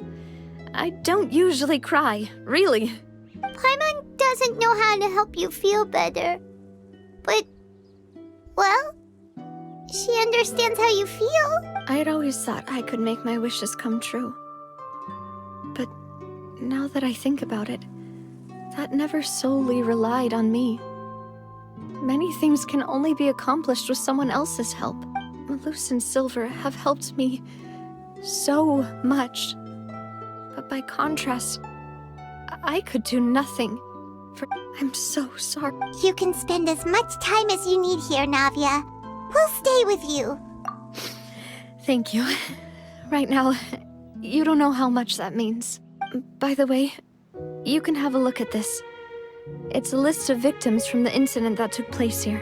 Obena, Khan, Burnett, Giverny, Francine, Karina, Daisy Ray, Joinville, Julianne, Esson, as well as Malus and Silver. So, everyone else is safe. But still... It's okay. I know what you're thinking. And you're right. We lost Malus and Silver. But we were able to save more than we anticipated. The overall outcome indicates that the cost was worth it. Right! Don't think that way, Navia. One person might be saved at the expense of another, sure, but that isn't something we should ever consider a trade. Malus and Silver were not the price for saving anyone. They're heroes! You're right. Thank you, Paimon. What you said just now was pretty amazing, actually. I'll remember your words. Oh, really? Seems you've become more eloquent in the time since we last met. The knave? What are you doing here? Is everything going well on your side? Yes, my people are carrying out the mission according to your request. All the residents of Poisson have been evacuated, and we're preparing to relocate them to higher ground. As for these supplies, we have everything taken care of. There is no need to worry. Thank you very much. Wait, do you two know each other? We just met recently. Right, Miss Navia? Usually, I would call this a coincidental encounter. But that doesn't quite fit this time. Besides, it never even crossed my mind that a Fatui Harbinger would come looking for me. Thanks to the Knave, Spina di Rosula received generous support from the Fatui, which allowed us to complete the rescue and evacuation work so quickly. Mutual aid is essential to fostering positive developments. We were already in the area, in any case, so it was nothing. That said, I must say that you're a lot sharper than you let on. I'm sure you understand what I mean. I apologize for all the ways in which I tested you previously. We've never worked with a Fatui before, and it's extremely important for us to know who we're working with. My subordinates have reported that Fatui soldiers have been observing water levels and taking head counts in various locations. I hear that they've also prepared a large amount of emergency supplies. I'm quite surprised. This is nothing to brag about, nor do I intend to. It is simply the way of powerful organizations to act forcefully, whether they are doing good or ill. You've witnessed that firsthand, in any case. As I've told this traveler before, I know of the prophecy, and I intend to prevent the impending disaster. Lending your organization a hand was a natural first step in accomplishing that. As such, do not be troubled by this token of our sincerity. Perhaps one day, you'll also be able to help me in the same way. Without your help, there would have been many more casualties.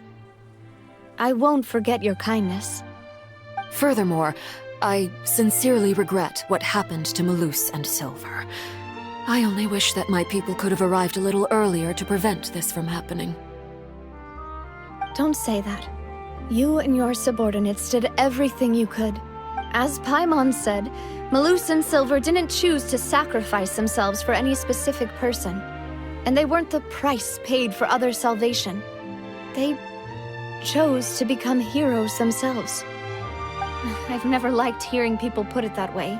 It's like trying to relieve pain by saying some noble-sounding words. But right now, there's nothing more suitable. They really did become heroes. You're right. I'm sorry for your loss, Miss Navia.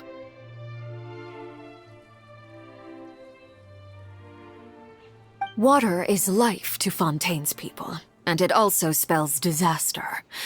It's no wonder that people always say that prophecies represent fate. Fortunately, I've never been one for such opinions. So, you're one who will try to change fate, then?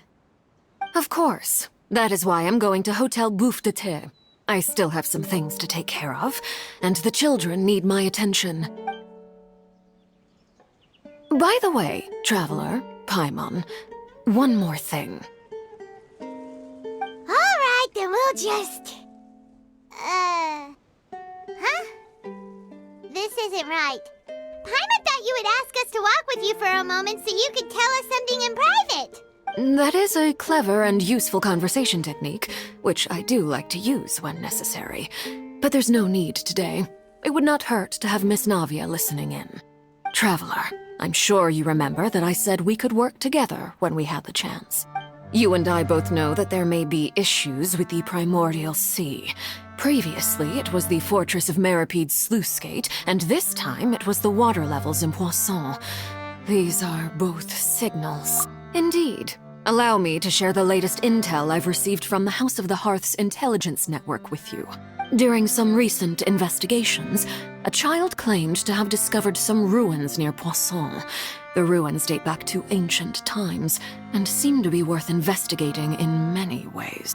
Judging by the dating of the ruins, they may be related to the prophecy and the coming crisis. The situation is becoming more urgent, so any pertinent information will prove extremely precious. My people initially came to prepare for ruin exploration.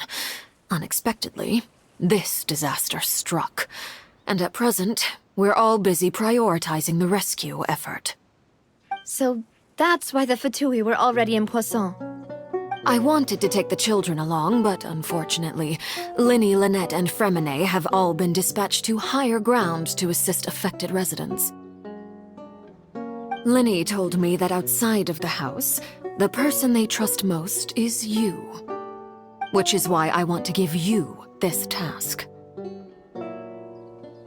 The House of the Hearth's members see each other as family, but Linny, Lynette, and Fremine said that they also see you as such, even though you are not from the house. I'm sure you already understand how earnest they consider their friendship with you to be. Oh! That somehow makes Paimon feel kinda happy. The intel I just shared about the ruins could fetch a high price. But since the children consider you family, it's only natural that I freely share it with you. Got it! So all we gotta do is go to some ruins, right? We can handle that. Excuse me, but may I tag along? You wish to join, Miss Navia? But are you sure you're up to exploring some ruins? You need to rest. Well, I'm sad, yes. But I can't just go back and plop myself into a chair by the roadside and do nothing. There's no point in being depressed while we still have a disaster on our hands. As my father's successor, I must live up to the hopes he had in me. Besides, I'm also doing this for myself. I need something, a distraction, to keep my mind off Malus and Silver. Since you put it that way, I have no objections. What do you say, traveler? All right. The ruins are to the south of Poisson. Here's the map. Okay, the three of us will handle it. Come on, let's pack up and get going.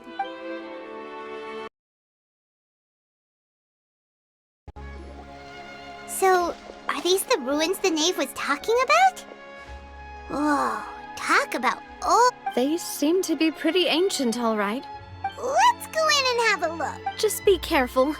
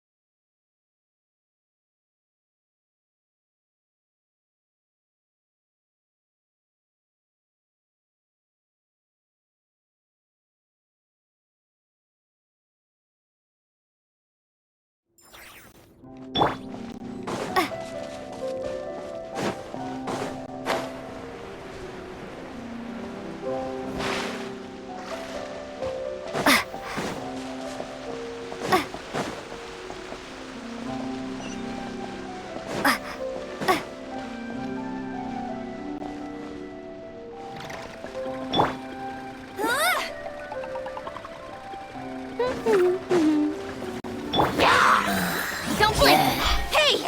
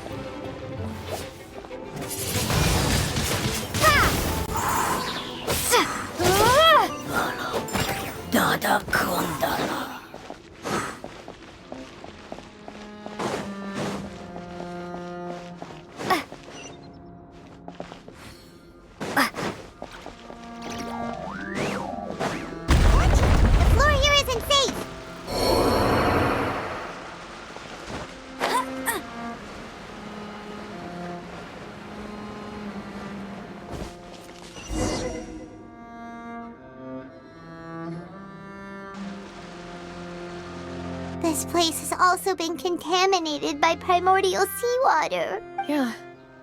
And a lot of it, too.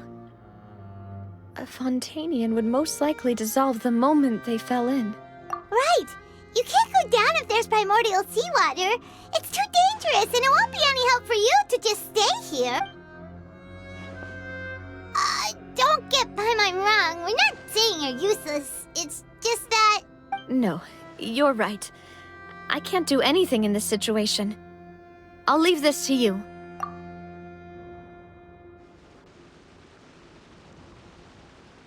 That complicates things. Maybe the only way left is forward. In that case, do you want to wait for us here? The water levels here are unstable, and there's a chance the water will rise.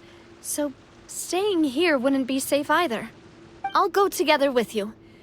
Perhaps we'll find the exit just up ahead. All right. Come with us for now then, but please be careful.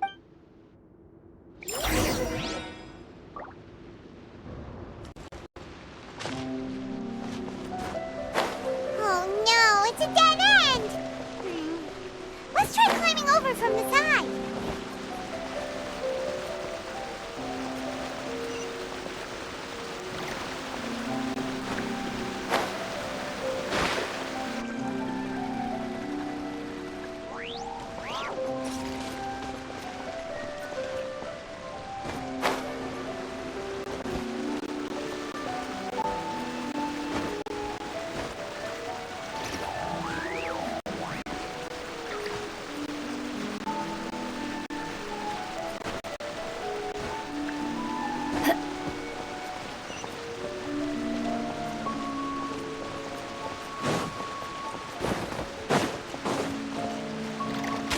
can't keep up with me!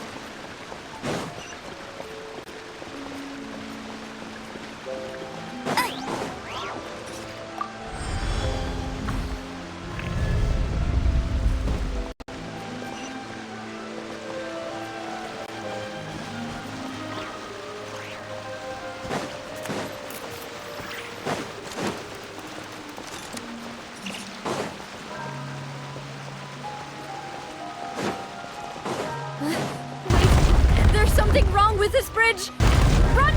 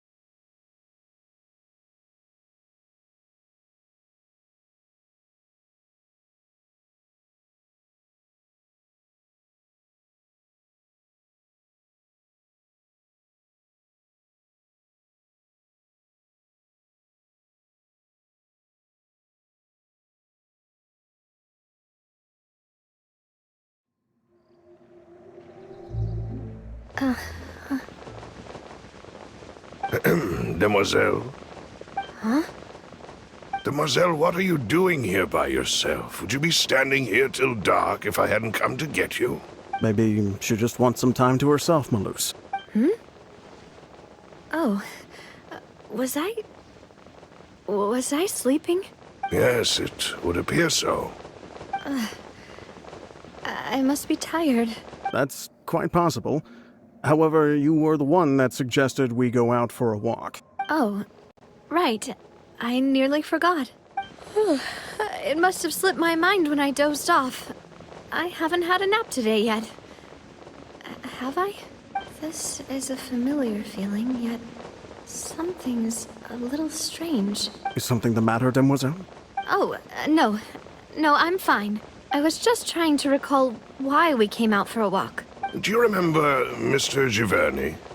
He'd requested our help before with foreign merchants who had a debt dispute with him, and we'd resolved the matter not long ago.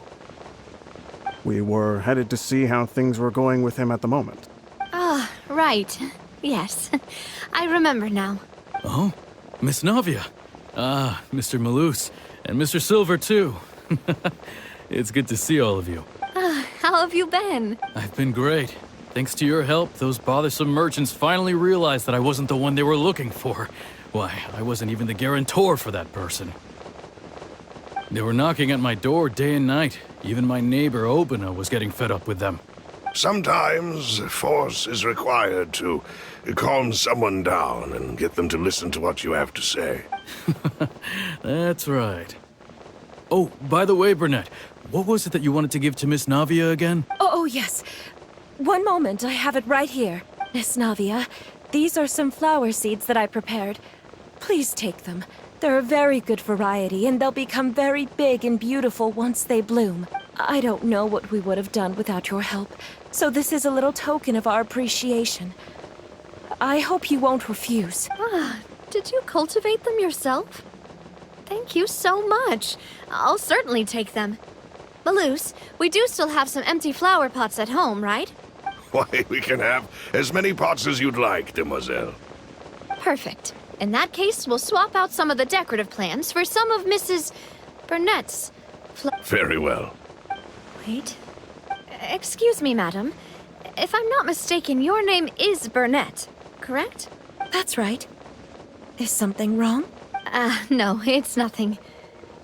This is the first time we've ever met, but your name seemed familiar to me. I must have heard it when I was discussing things with your husband previously. I've heard this name before. Sometime recently, I'm sure of it. And why are there so few people around here? Where did everyone go? We must mind the time, Demoiselle. We still have important things to attend to today. Huh? We do? Like what? Well, now, did you forget? Miss Navia, here you are. I've been looking for you. Please, come to the Opera House. Your trial is about to begin. My trial? Wait, why would I need to go to the Opera House? Yes, she's right, Demoiselle. It's just about time now, so we should get going. Oh? All right then.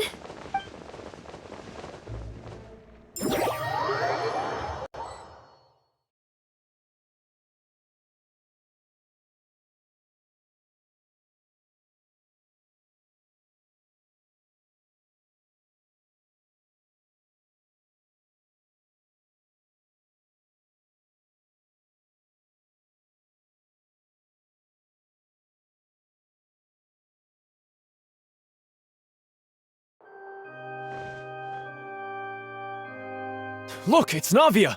She's here! And her 2 attendants are with her! Goodness, everyone's finally here. There sure are a lot of people here to see the trial. And they all seem to be oddly excited about something. I even know some of these people. Karina, Desiree, Joyville, Jolien, Essen. Why are so many people here? And why do I have no recollection of this case? And as for the judge... huh? Where's Monsieur Neuvillette? Please sit in the defendant's seat. Don't worry, Silver and I shall accompany you. All right. But are you sure you can stand behind me? Typically, it wouldn't be allowed, but today is an exception. Hey, what kind of place do they think this is? Come on, do they have any idea what they're doing? Seriously. Enough with the whispering! Could someone please tell me where Monsieur Neuvillette is? And why I'm standing trial? My dear Miss Navia, have you not yet realized what you've done? In that case, allow me to explain. As all here know, you are Master Callus's successor, the head of the Spina di Rosula, someone held in high regard by every soul in Poisson. After you took over the Spina, you treated all of us just like the late Master Callus had. If anyone in need reached out to you for help, you responded. Not only you, but your butler, your subordinates, nearly everyone in the Spina di Rosula fought for the well-being of those in Poisson. Wait a moment. Aren't you just proving that I'm a good person? Yes, correct. Absolutely right. And that is why you stand accused. You have helped so many people get through so many difficulties. You are one with us. We are inseparable. We are one big family, all of us who are from Poisson, inextricably linked. And with you being so important, we couldn't possibly do without you. Therefore, this fair and honorable court shall declare you guilty, and you shall stay here. You will be together with us forever. Huh? What are you saying? Everything you have said is correct. I have indeed done a lot for my hometown, and I would be willing to be with you all, but what is the purpose of having me stand here like this? What is there to discuss? Ah, well, if that's what you think, then I have no further comments. How wonderful, Miss Navia! I know all these people. Why are they laughing? I seem to remember now. Yes, I get it. This trial is... Wait just a moment. This isn't right! Malus? What was that, Mr. Malus? Our conclusion is very clear and unanimous. Let the court judge her now. She's guilty! Stay here, Navia! You're one of us! Demoiselle, don't admit guilt. This trial means to keep you here forever. I wish to exercise my right to defend Our Lady. Mr. Joinville, you only know of Navia's goodness, but nothing of her utterly independent mind. She was born a free and independent spirit. She has never been tied down by anything. Indeed, even the death of Master Callus couldn't stop her. Her actions cannot serve as proof that she identifies herself as part of any group. She merely acted as an individual, extending her hand to help others. Please do not mistake her actions as being otherwise. Really? As an individual, you say? Don't forget, we are all Fontainians here. This is the nation of justice, the nation of Hydro! Even if Miss Navia only voluntarily rendered her assistance, that doesn't change the fact that her beautiful soul must return to everyone. Water accepts all, blends with all. It will surely accept her kindness. Everything is measured here in the nation of Hydro, and in the end, everyone shall meld together. Thus, when a unanimous opinion emerges, that opinion represents justice. Now I speak for everyone. Our opinion is consistent. Navia should stay. We and Navia are one. And you would call this justice? Preposterous. You are merely jealous that Demoiselle still has a chance to exist as an individual. Have you forgotten how much you all once longed to become individuals, to become independent? Do you mean to defy our justice? If your justice is flawed, then why should we acknowledge it? As you said, we can also have our own justice. Silver and I shall defend Demoiselle. And that is how we will enforce justice. Ugh, my head... it hurts. Demoiselle. Silver, it hurts. My head is spinning. All I can see is stars swirling in front of me. I remember now. Everything that seemed odd from the very beginning.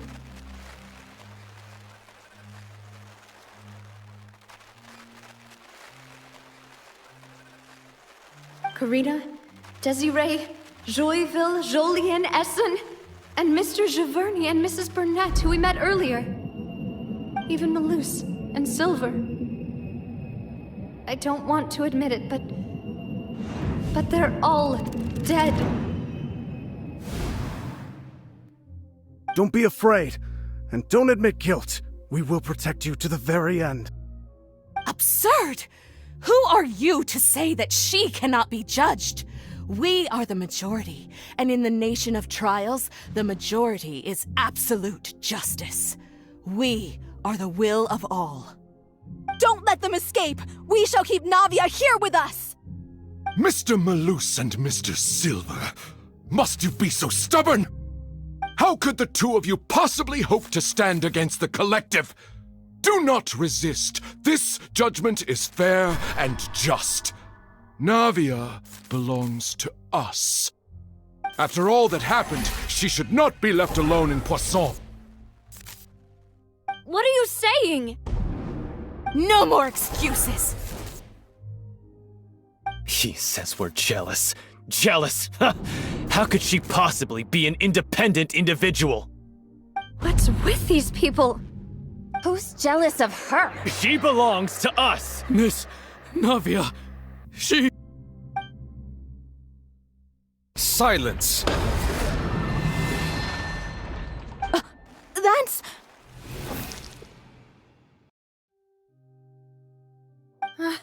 Monsieur Neuvillette!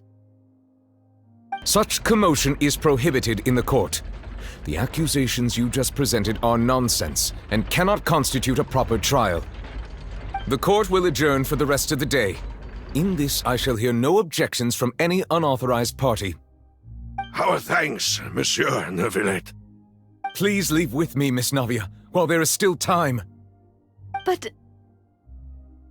Go on now, Demoiselle. This is your only chance to leave this place. What, can't bear to leave us behind or something? Malus. My apologies. I couldn't resist making one little joke once I realized that this shall be our last goodbye. Malus. Silver. Quickly! You must come now!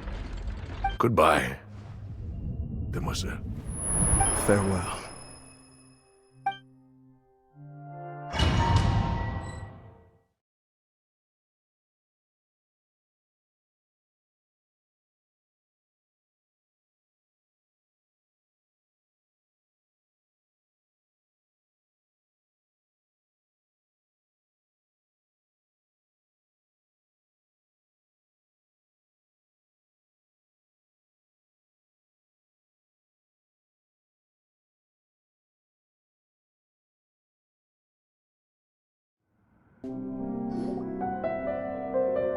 No, wait! Just a second! Navia? You're awake. Good. I must have been dreaming. Malus and Silver were still It looks like Did us? the ruins you were exploring suffered a cave-in. You were just about... I think I saw 2 Oceanids protecting you. It was only for a moment, were it not for their intervention. Wait, did you say Os? Perhaps those 2... I always told them. Please come with me.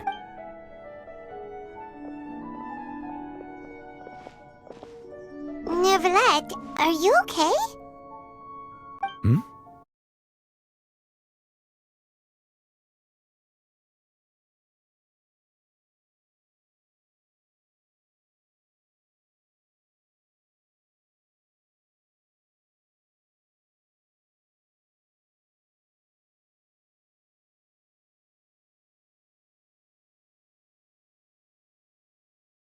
Oh, I am quite all... Why do you look so... Oh, Paimon, no. I merely thought... Huh? Ah, see...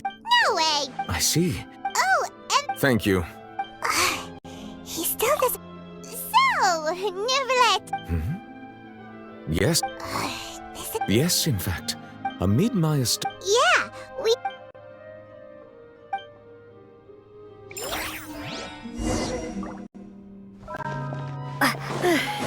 I'm sorry to have kept you all waiting like that.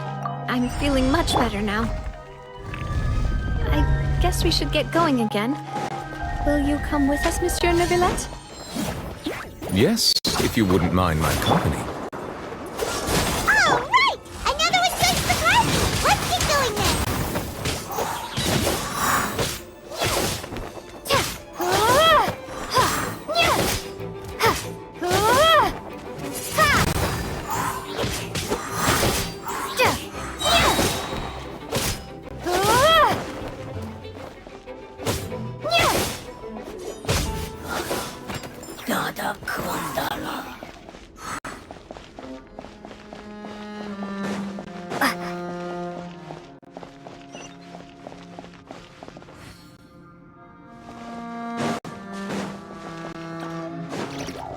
Oh no, another unstable path. Watch your step.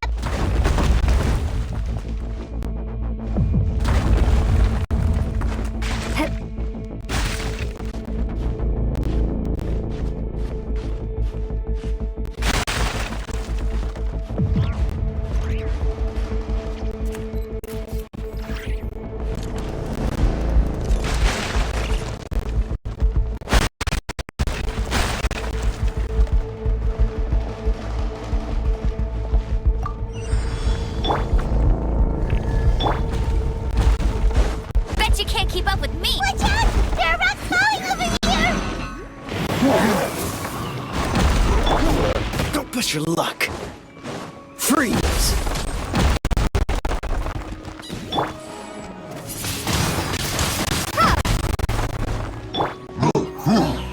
Sweet dreams! Getting dicey. Let it rain!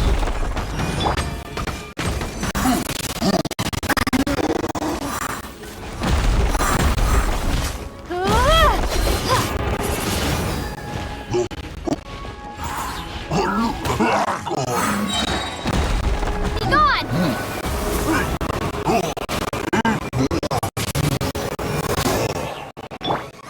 Cool it!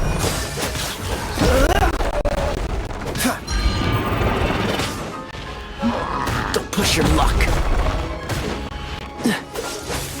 What's the hurry?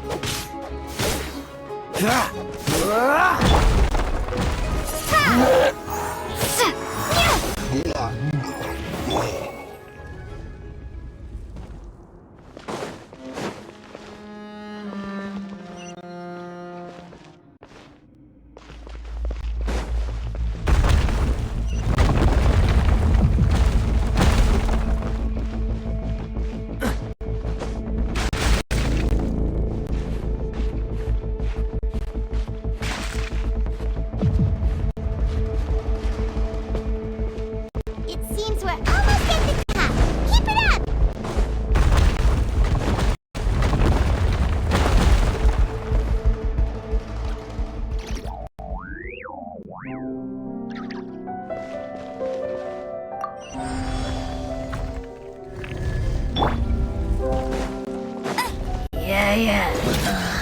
Yeah. This moment will be frozen in time. Yachan, Taechan, let's go! Freeze! Windblade!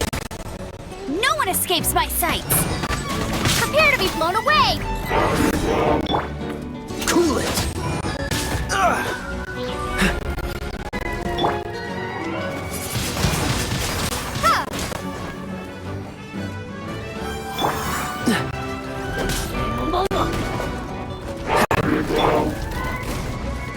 Turn that frown upside down.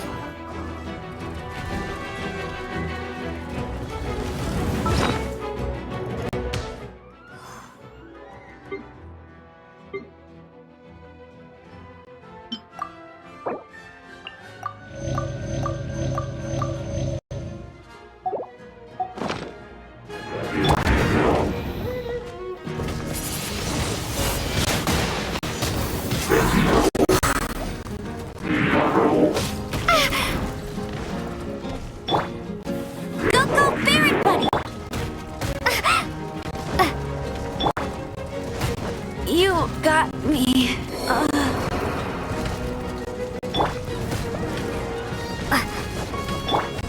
Dodge this! Windblade! Oh, so. Yeah!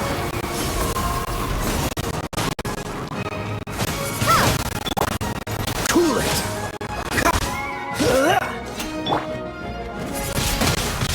Windblade! Dodge this! This doesn't look good.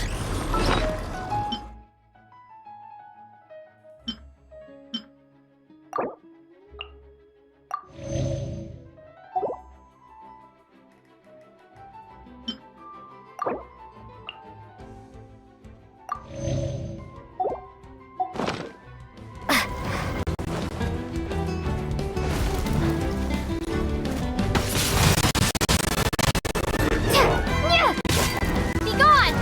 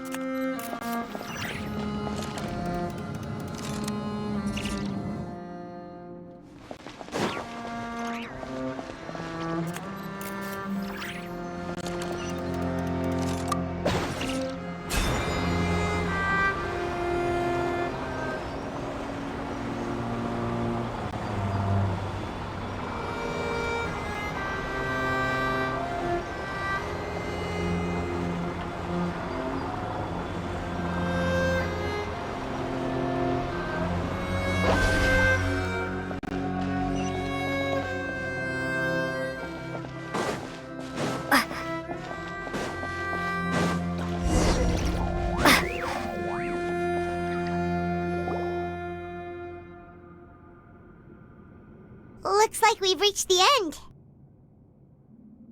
This is the place? There should not be any other hidden spaces in the vicinity. The path sure had some twists and turns, but it turns out that this place isn't actually that big.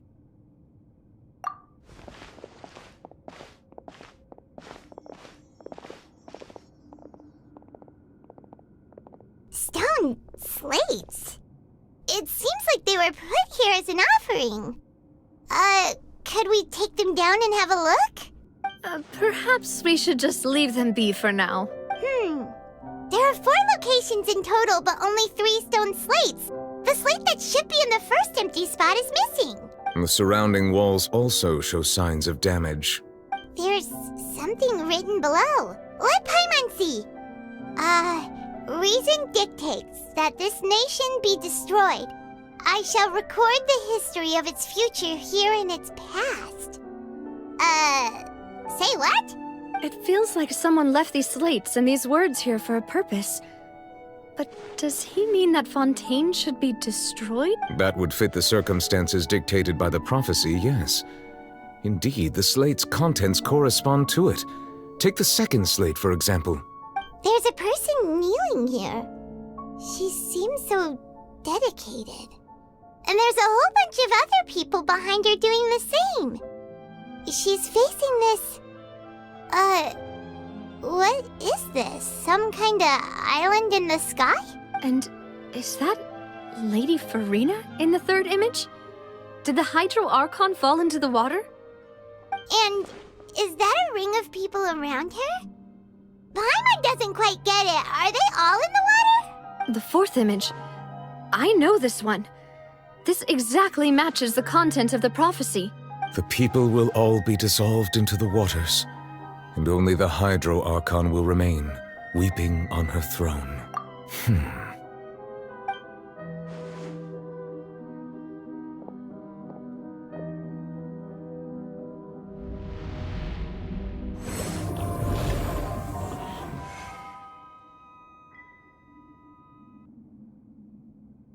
More information should be hidden in these slates, but I fear I cannot easily uncover it, most likely due to us missing the first slate. I am very sorry. Don't blame yourself, Monsieur Neuvillette. Deciphering ancient stone slates isn't one of your duties. Ooh, Paimon's getting the chills just looking at these slates. This says that it's the history of the future, right? That means the prophecy's sure to come true. I really hope it doesn't mean that. Still, Paimon feels like these images are kind of weird when you look at them together.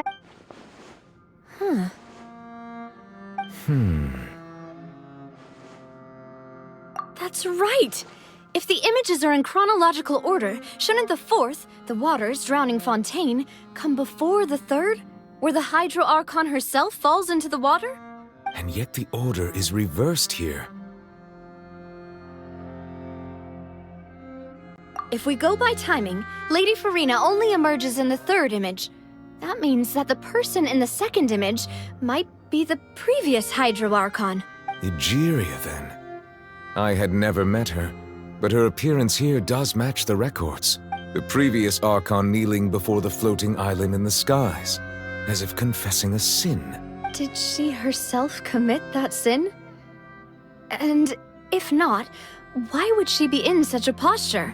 Also, I'm still wondering why these ancient stone slates are here at all. Judging from their contents, could this place be the origin of the prophecy? Does that mean that someone, or some people, once saw these slates? But who would have created these slates and left these words here? It seems that any further clues will have to come from Farina. In that case, there's no time to lose. There's nothing else to be gained here, so let's head back first. Yeah, we better get somewhere safe for now.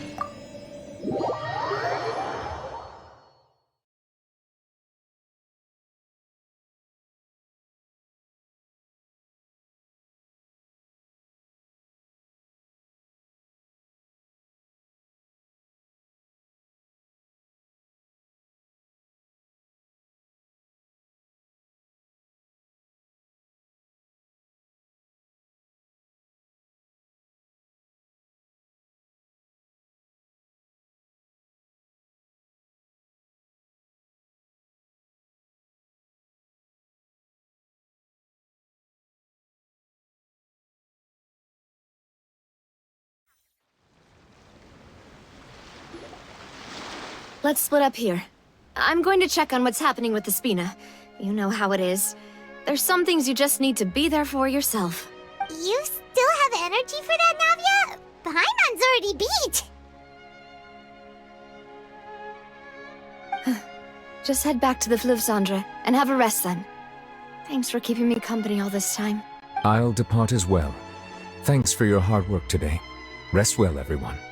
Traveler, I will go talk to Farina tomorrow morning to ask about the stone slates. I'm sure that you're concerned about this matter as well. If you have time, drop by my office. I will share the results of our discussion with you. Are you really gonna talk to her about this directly? Will that be a problem? Paimon's getting a little scared now that it's come to this. She has long been harboring secrets and will not give them up easily, which makes it all the more my duty to ensure that she understands the present situation. Alright, we'll leave it in your hands then. You're probably the best person to talk to her anyway. I will be carefully considering my words tonight. Traveler, Paimon, our safe house at the Fleuve Cendre is always open to you, as ever. So please don't think you're an imposition. All right. I'll be on my way then.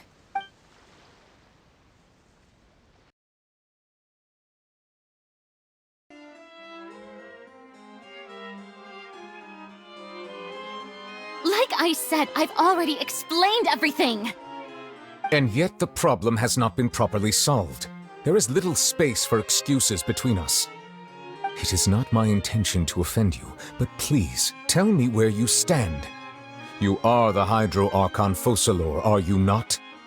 Look at this. This is a list of the victims from the recent Poisson incident.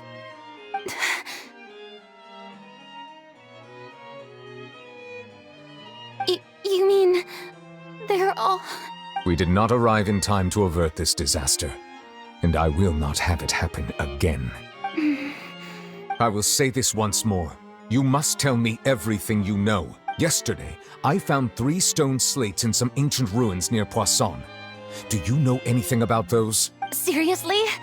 You're questioning me like this is a court case now. I don't know anything about that. But you found them in some ancient ruins, you say? That's correct, which is why I came to ask you some questions.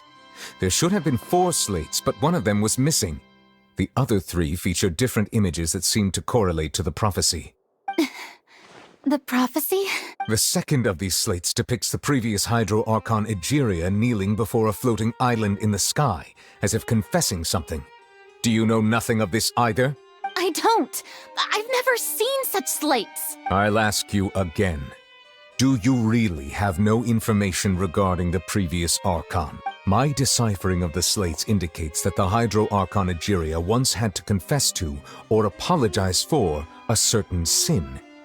If anyone would know about it, it should be you. All gods don't have the same secrets, you know. She was herself and I'm me. Is it really so strange that I know nothing? I understand your concerns, but I'm sorry. I just don't have anything to tell you. Forgive me for saying this now, Lady Farina, but I have long known of your various secret investigations into certain matters. There are several indications that you have been investigating the prophecy on the sly. This is not strange in itself, considering that you are the Hydro Archon. But it is strange that you should also claim to not know any of Egeria's secrets, as well as do nothing following your inquiries. You have never been as superficial as you have presented yourself to be, nor are you a fool. And yet, your behavior is very inconsistent.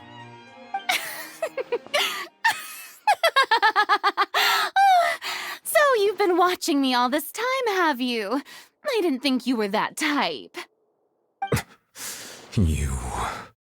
Well, since you know about my secret investigations, then you should know I'm actually working to take care of it. There's no point questioning or suspecting me. You're the Eudix, but you're still my subordinate. You should be following my lead. Just trust in me, you're Archon, and do as I say. Never mind whether you can truly convince yourself to or not. It'll all turn out fine. That's all I have to say. We do not discuss this matter again. Oh, the opera's about to start. Toodles!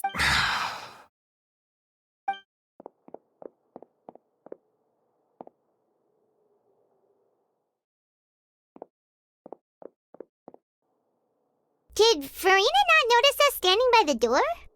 Wonder what's up with her. She was smiling. She didn't seem in the mood to care if we were listening in or not. I assume you've been outside for a while now? Oh, you noticed. Seems Farina didn't even realize we were here. She was in a great panic, though I cannot discern the reason. Our discussion reached impasses time and again, a state of affairs that we cannot allow to continue. Still, I do not understand. Dialogue is the basis for understanding, so why did she keep refusing to engage? Everyone in her inner circle has noticed that she is hiding some secret. The issue is her attitude. I fear that she will not reveal anything unless absolutely forced to. We may have to create a situation in which she will have no choice but to speak. Oh? Like what? Normally, people will only reveal the truth when standing trial. Perhaps we must have the Hydro Archon experience just such a scenario. But Farina's seen so many trials, and she's really good at dodging questions. How do we make sure that she won't just slip away at the first chance she gets? We will need to consider this thoroughly, join forces with various parties, and then do what we can. If at all possible, I would prefer to recuse myself from this affair, but we must prevent the prophecy from coming to pass. This may be cruel to her, but all Fontaine is in crisis. The information a god possesses is too precious, and so we must take a chance on this. But who will lend us their aid to do such a thing?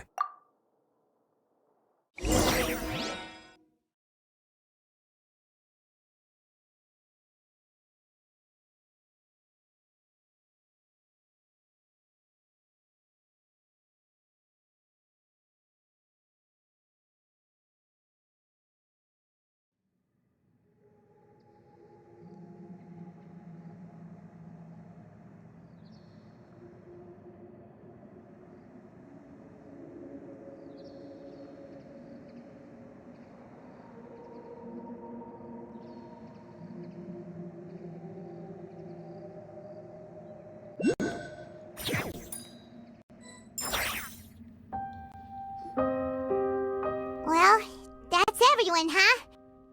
Speaking of which, it was pretty smart of you to think of hiding here. Poisson was just involved in a disaster, so it's presently devoid of people. That naturally makes it the best choice. And here you are drinking tea like it's the most natural thing in the world, huh? That's what families should do. Sit and enjoy a leisurely time together. It's nice to enjoy tea here, you know? Care for a cup? Lend me your ears, everyone. Or perhaps one of you might like to start us off. How about you, friend? Me? No, I don't think I can. Then, how about you, good sir? I fear that I will cause the mood on this boat to become as somber as it is in court. Well then, I guess we're lucky we've got a local like me to organize things. Wonderful, the spotlight at last. I guess I'll be facilitating things from here. That was a little long-winded, don't you think? Oh, you might be right. Anyway, to cut to the chase, our friend here, the Traveler, has brought us together to discuss something. As for what that is, well, let's start by saying that we'll be pooling our efforts together to create a series of traps. Oh, how intriguing. Well, it's just an expression, really. One that I just learned from Chlorand, and used on the spot. So, let's invite her to explain in detail. A round of applause, please. Huh? Didn't you say that you would be facilitating this? Oh, come now. Your work doesn't involve much public speaking, right? This is a good chance to practice. You might even pick up some fancy oratory tricks to impress your boss with in the future. I see. And what does my boss say? He is glad that you consider him your boss. Do go on.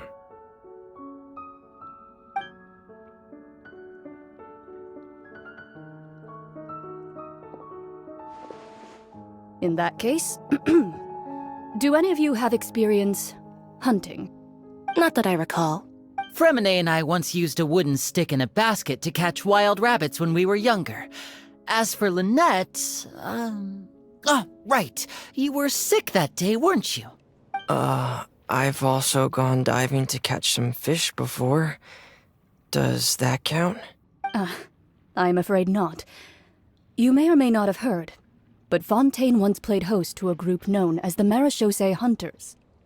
Though that was their name, they did not hunt animals, but rather various monsters left behind by the ancient dynasty of King Remus. Today, Fontaine's monster population has already thinned greatly, so the hunters have blended back into society, taking up arms in other lines of work. They even left a unique methodology of hunting in their wake. A trap comprises of the following components: bait, a trigger, and a containment device. Sometimes a lethal implement will also be necessary to deal with the prey. So, if we were to build a trap together, right now, what would you choose to build it with? For me, I would prefer something basket-shaped. Pigeons and rabbits will see the bait and naturally enter the snare. Our line of work requires a deft hand, and we're some of the best in the industry, so you can count on our techniques. You used some of those techniques while moving the people of Poisson, didn't you? My subordinates mentioned that you even performed some magic for the bawling children. Yes, and I even managed to gather some intelligence in the meantime. I'm quite the multitasker if I do say so myself. I'm afraid I can't claim that as my strong suit. I prefer more stable methods, like placing bait in the water and waiting for the fish to come within reach. That's the kind of method I would count on. Calm and steady. Exactly the kind of person who would catch loads of fish. And I can be their assistant. With discretion, I'm sure. I'd probably use some sort of mechanical animal. Papa once bought me some small clockwork squirrels, mice, and such. When placed in the forest, they can attract others of their kind. I remember that you liked those too, didn't you? I did. And that would be a good way to go about it. If they're realistic enough, animals of the same kind will follow them all the way to the trap. What about you, Monsieur Neuvillette? I fear I do not have any related experience. That makes sense. You usually solve problems directly, without the use of any such tricks. But I do have one more question for you, Monsieur. If we were to create a trap now, how would you design it? I would like for it to be effective, but bring no harm to the prey. A more gentle trap would be ideal. Kind, as always. However, our intention doesn't necessarily change the containment device and the type of implement we need. If we wanted to kill the prey in one strike, we would need a powerful implement. However, that also goes for prey that must be captured and safely contained. Wait, why's that? Only a hunter who's a true expert at subduing their prey can snare it without harming it. The line that divides life and death is often exceedingly thin. So are we going hunting together? We hadn't thought of seeing ourselves as hunters. It kinda works, but maybe it's still not the best metaphor. If our means of capturing and dealing with our prey is to put them on trial, then the hunting metaphor is actually quite accurate. But we shall require much more courage than any hunter to judge a god, a being whose seat is an exalted throne. Oh, so that's what's going on. Sounds very interesting.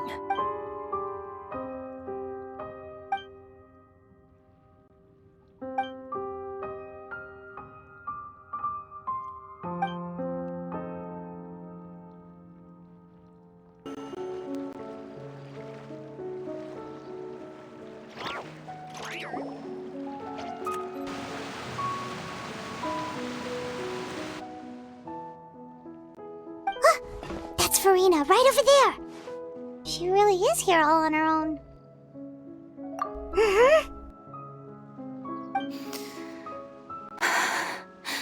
Should I just give up? This is all meaningless. What was meant to happen did happen after all. Everyone's dead. I'm sorry. I'm so sorry. Give up, Farina. There's no point in holding out. I'm sorry, but what can I even do other than to repeat meaningless apologies over and over? Who's that? Don't worry, Farina, it's just us. So it is you, blonde traveler from another land. Why, I almost thought you were someone from that mob of my ignorant subjects. Come to kneel and beg for my forgiveness. Farina, you were crying just now, weren't you? The tear stains on your face are obvious. What do you mean, tear stains? Oh, I remember. The show at the Opera House earlier this morning was so moving. I'm still trying to process it. Who did that uncivilized rabble think they were, disturbing my enjoyment of the arts? They even dare to tout their Archon. I must teach them a lesson. I can just imagine their twisted and frustrated faces once they realize that I'm nowhere to be found. Oh, and I'm sure Nouvellette and those people from the Maréchaussée Phantom are freaking out right next to them, too. Of course not. Hey, there she is! The Hydro Archon's over there! Quick, after her! Farina, those people seem to be after you. They are? They're just some rabid fans who want to cut the line because they haven't been able to meet me in person, aren't they? That's against the rules. I can't let them get their way. Farina just ran off! Quick, we have to catch up with her!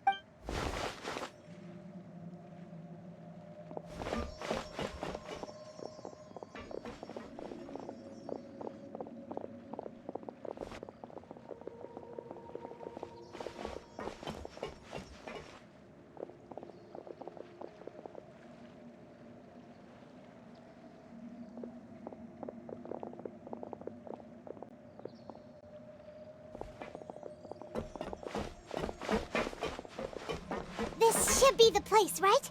Hey, Farina! There's a good hiding spot over here. Quick, come to Paimon before the rest of them catch up to you.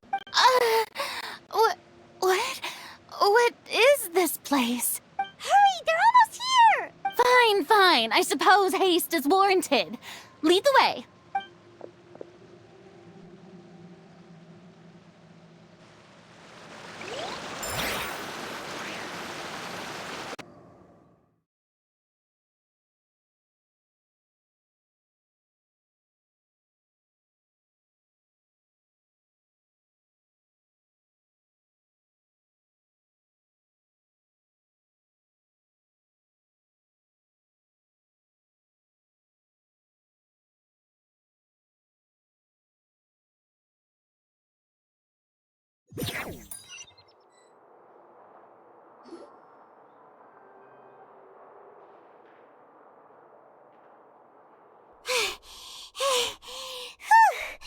Paimon's exhausted.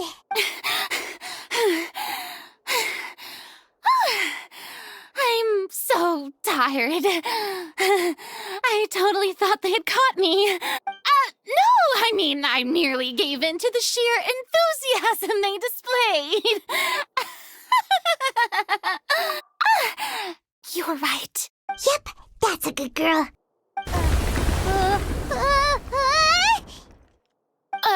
What's happening? The ground's shaking. Is it an earthquake? Yeah, a quake of this kind preceded the flooding in Poisson, didn't it? It can't be. It's happening again? Well, there's no need to worry too much about that. Nouvellette's made some emergency plans, so the evacuation should go a lot smoother this time. Yeah, I hope you're right. But the people of Poisson, they've already...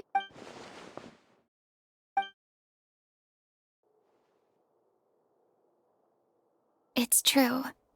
I've been investigating the prophecy for hundreds of years. I once had informants all over Tevat, searching for clues and feeding information back to me. I've tried all kinds of ways, too, to hold back the sea. Anything to keep the coastline from advancing. But all my efforts proved to be futile in the end. Really, the truth has been clear to me for a very long time. We cannot make an enemy of the divine. No matter what we do, the will of the heavenly principles will have its way, and the prophecy shall be fulfilled. Give up. I do love the sound of that phrase. It would mean finally coming to terms with fate, but also for me to finally be free. Indeed, I've thought about giving up so many times, especially after we almost lost Poisson. Fate is really unreasonable, isn't it? It has no heart and obeys no rules. The prophecy has only just started to come true, and so many people have already lost their lives. But just now, it all became clear to me. I still don't have the right to come to terms with fate on behalf of everyone else. As long as the final moment hasn't come, it's still not too late. Don't worry. I will keep hope alive for everyone until the very end. Well, that's enough for now. I got the impulse to play the stricken maiden, but honestly, considering my rank and station, that wasn't a good fit at all. Don't take any of what I just said seriously.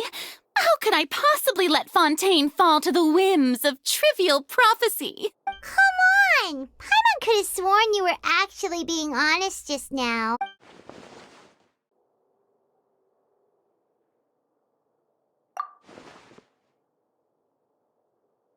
Share my burden. That's impossible. It was fated right from the start that this would be my duty alone. A witness. Yes, I've heard that you came to Tevat from beyond the stars, yes. In other words, you never belonged here. And if Tevat is, in its entirety, a show on a stage, then you're just a spectator, aren't you? If that's the case...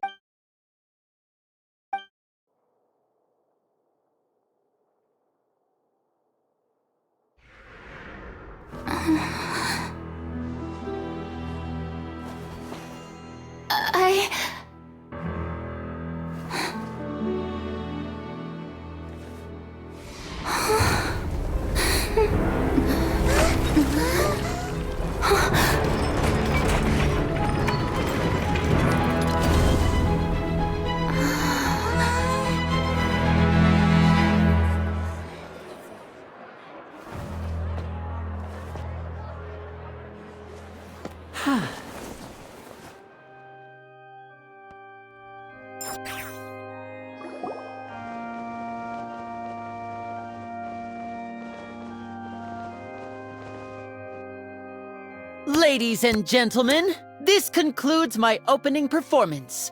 Now, without further ado, we may proceed to the trial of our god. So this is what it is. Yes, you deserve praise for the effort you took to raise the dramatic stakes. Do not forget, however, that I am Focalors, the god of justice, the embodiment of justice itself. Does it not strike you as even the least bit absurd to bring the very concept of justice to trial? May I interpret these words as your refusal to stand trial? In that case, you will have the opportunity to defend your honor through a duel. You would draw your blade against a god? I see. It seems like you have made up your mind.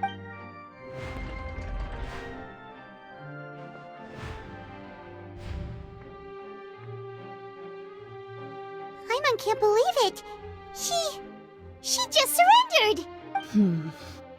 What the heck is going on? Did I just see an Archon surrender to a...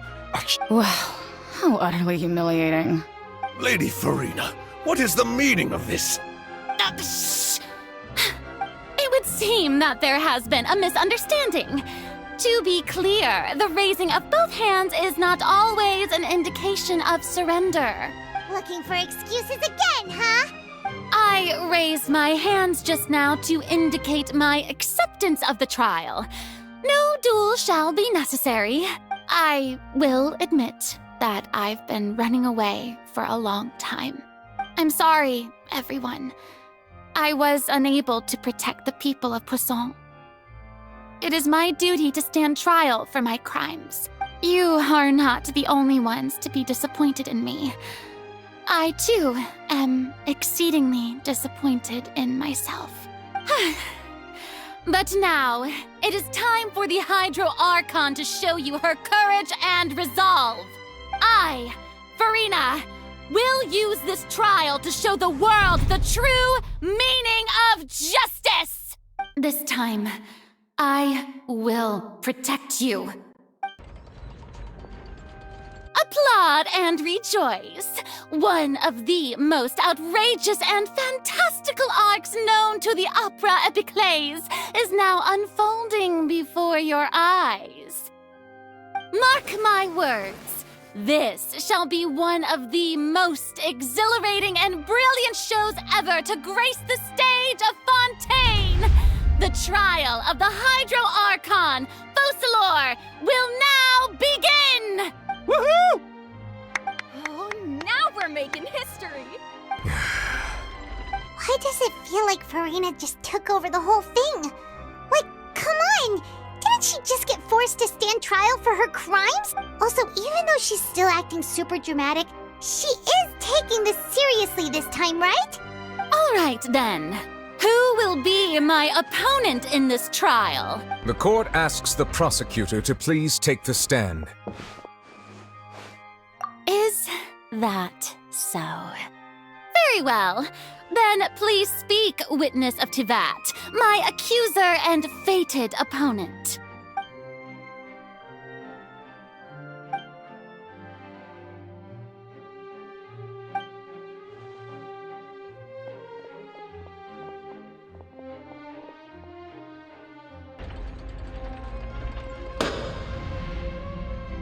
Also, please allow me to ask, as a final question before the trial begins, just how much work did you do to force me onto this stage? Well, we did do a lot of prep after the meeting that day. I can go over the tasks assigned to the Spina di Rosula, since they were rather straightforward and easy.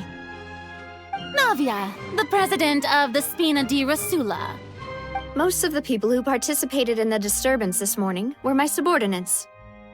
They changed into plain clothes and came to the Opera House as regular audience members, waiting for the perfect opportunity to incite insurrection against you. The people's resentment against their Archon has been building as more and more of the prophecy is fulfilled. A spark was all we needed to turn smoldering anger into a flame. Moreover, according to our understanding and analysis of you, when something like that occurred, you would likely flee the scene and head to Poisson by yourself. So, we arranged for a second group to lie in wait there. So, you mean, the ones who scoured the settlement for me were also from the Spina? And their goal was to force you to step into the giant magic box so you may personally participate in the greatest magic performance in all of Fontainian history. That's right. That house was a magic box rather than someone's residence.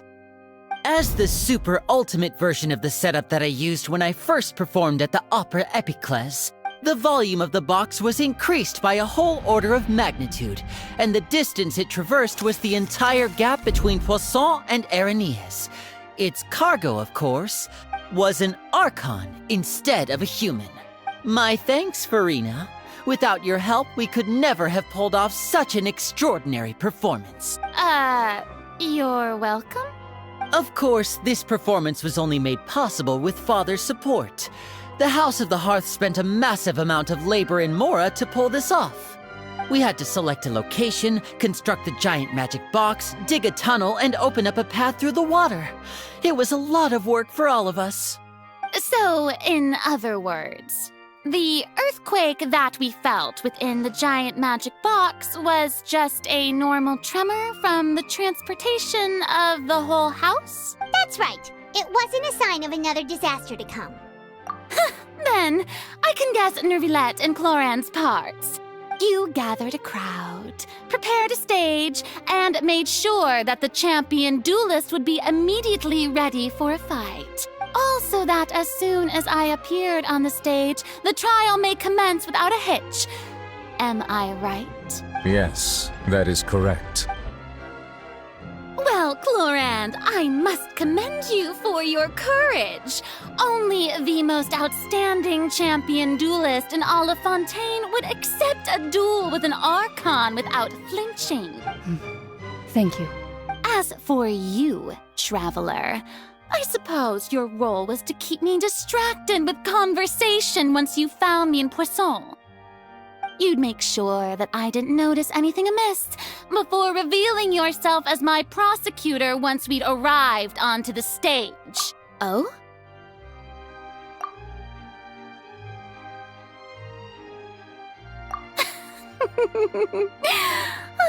Is that so?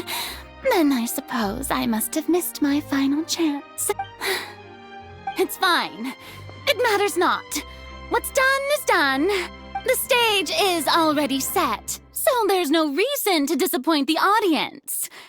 Let's see this trial through to the very end.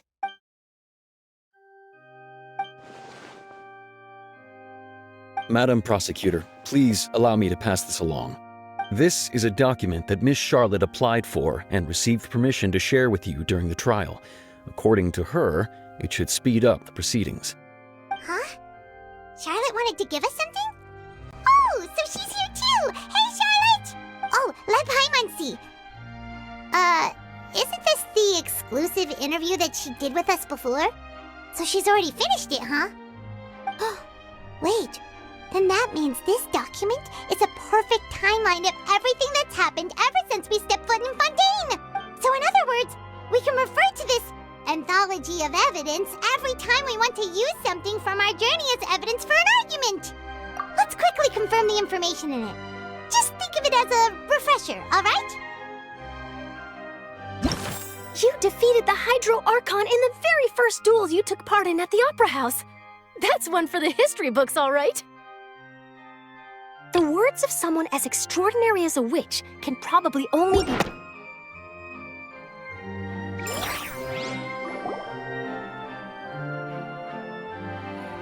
The prosecution and the defense are both in position.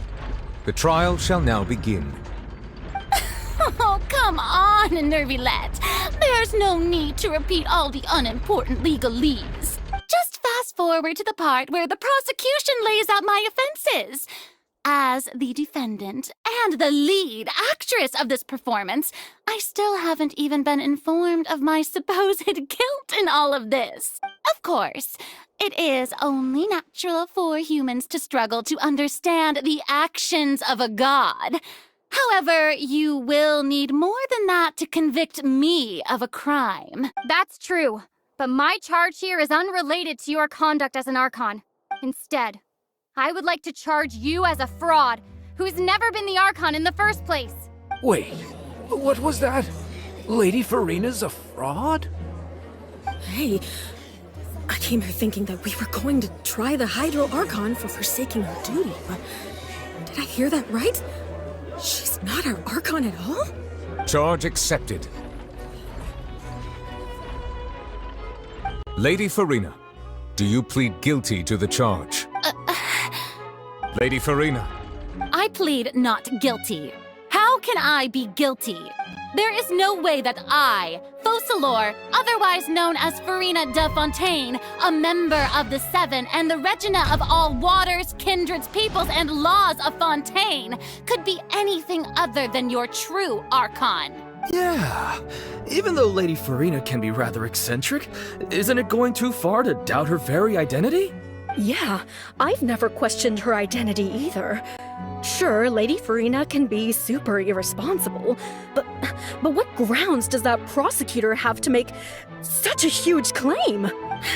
I have cause to believe that common sense will prevail in this case. Many of the members of the audience have known me as the Hydro Archon ever since they were born.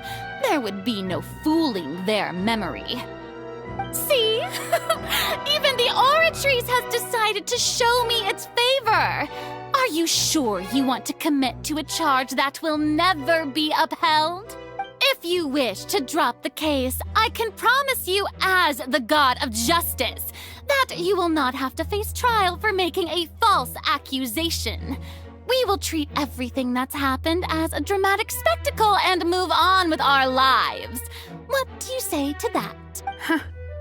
An argument with near impossible odds, huh? We have to not only refute Furina's claims, but also overturn the long-held beliefs of the people. Well, I tried to give you the chance to surrender. If you must persist, then let me ask. If you believe I'm not the Archon, then what manner of being do you think I am? And if I was not the Archon, then how did I manage to live for over 500 years?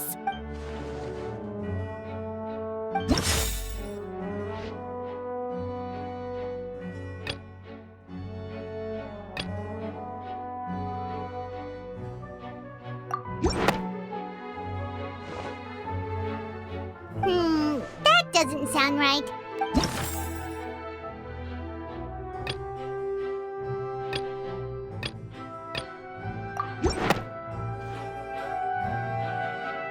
First of all, you may be a member of another long-lived race, which would allow you to naturally possess an extended lifespan. And second of all, even if that wasn't the case, there could be other ways to extend your life. Who gave you that idea? Was it the knave? You'd sink so low as to use a harbinger's words against me. A curse? I once thought it possible that the aura of an Archon might naturally resemble a type of curse. But in light of this claim, perhaps what I sensed was not your divinity, but a curse after all. Nevelet sensed it too, huh? Lady Furina is actually a human? Well, it is true that it's extremely difficult to tell humans and gods apart just by looking at them. It's not impossible.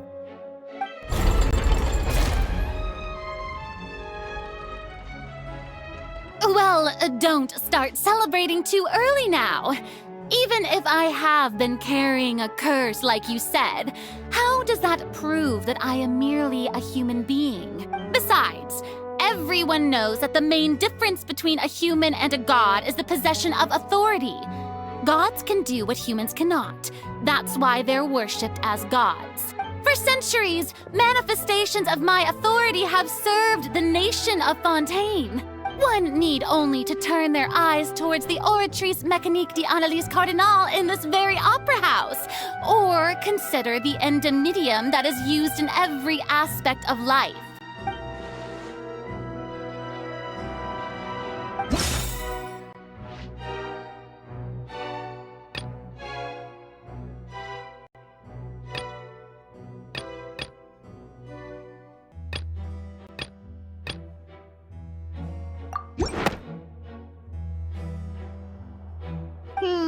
That doesn't...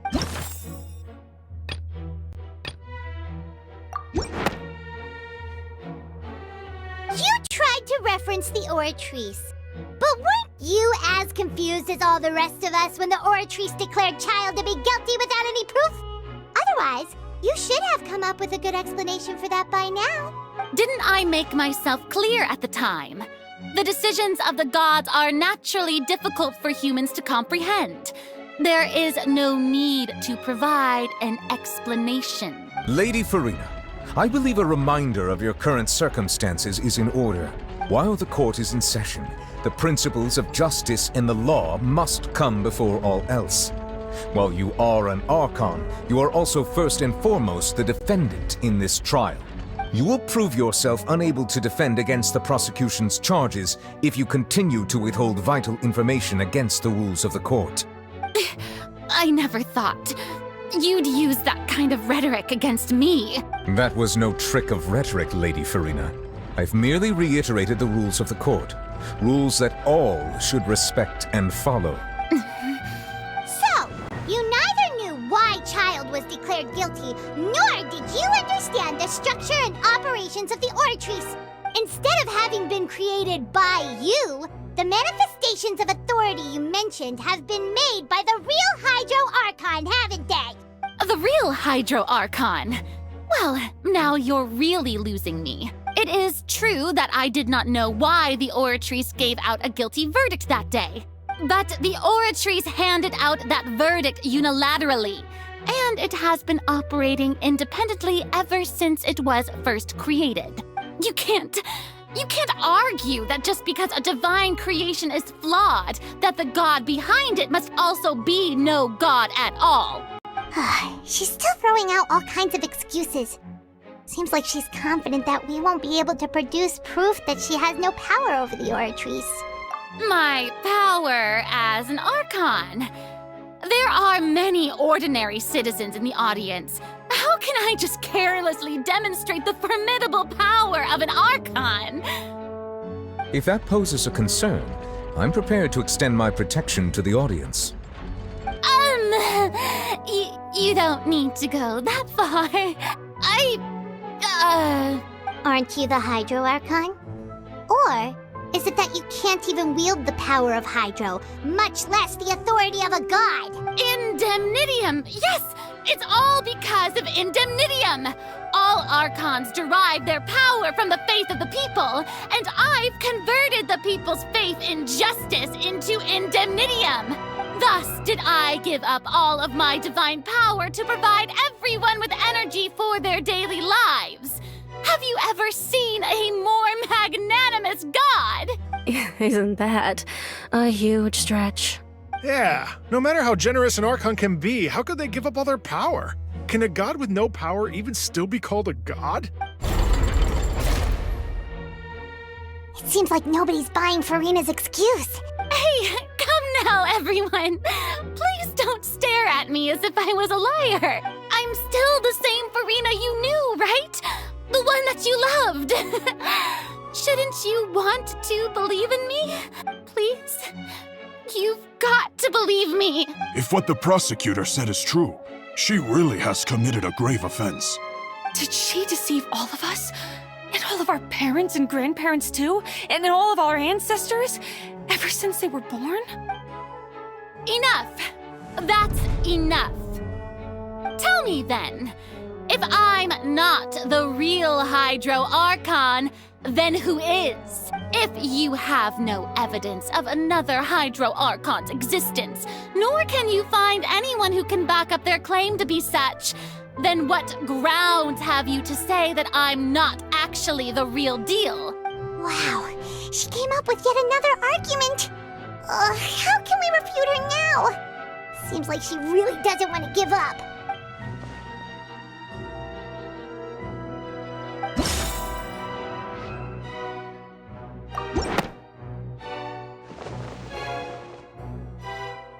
That doesn't sound right.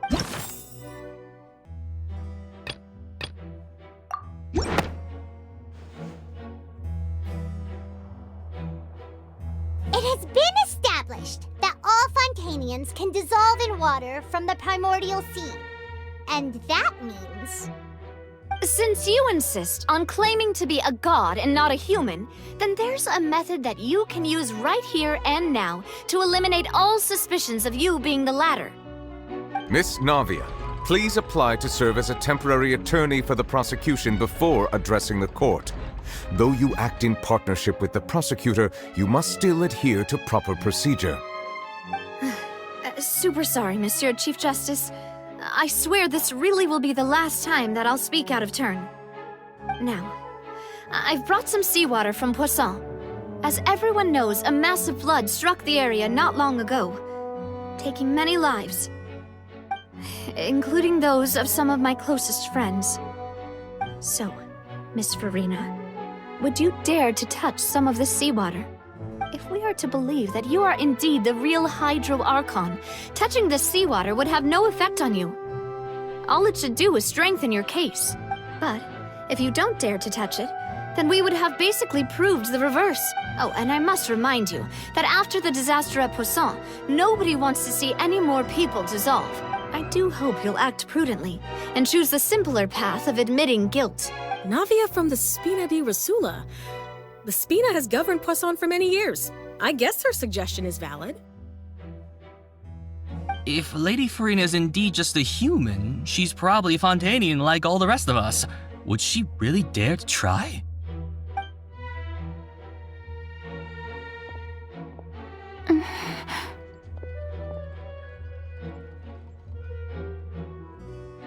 Lady Farina, this test has been unilaterally proposed by the prosecution.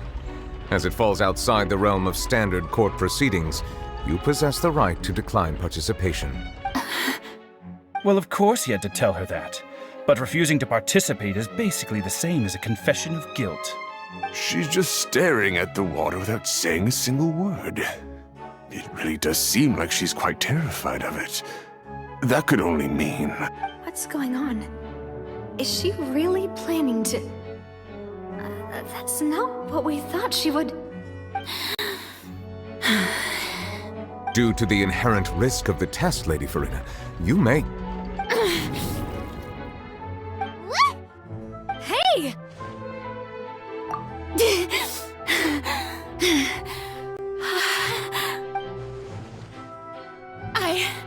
I'm fine! Look at me, everyone! My hand is still here! I haven't been dissolved! Will you believe me now? I really am your Archon! I'm nothing like a normal human who would fall apart as soon as they touch this water! Really? Was this not the most obvious thing in the world? Miss Siegewien? If you're present, Miss Siegewien, please come forward and attend to the defendant. Siegewien? Don't... It'll just take a few seconds. Let me see. That should be enough. Please announce the results of your evaluation to the court, Miss Siegewien. As everyone doubtlessly saw, Miss Farina was displaying symptoms of hyperventilation and flushed skin. These indicate that she was experiencing the adverse effects of exposure to primordial seawater. The extent to which she was affected is the same as other humans when exposed to primordial seawater of a similar concentration. Thank you, Miss Siegewien. Lady Farina, you may return to the defendant's stand. Oh wait, what did she just say? I didn't get dissolved! Shouldn't that be enough to prove my innocence?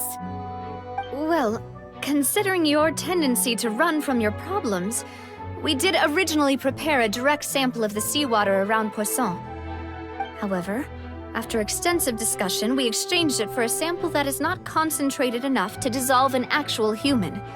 After all, on the off chance that something entirely unexpected might occur, we don't want anyone else to lose their life to the sea. Yeah, so out of regard for Farina's life, you secured a low-concentration sample and asked the head nurse to serve as an expert witness. It's a great thing that the direct sample wasn't actually used. Farina could have... I can't believe... you...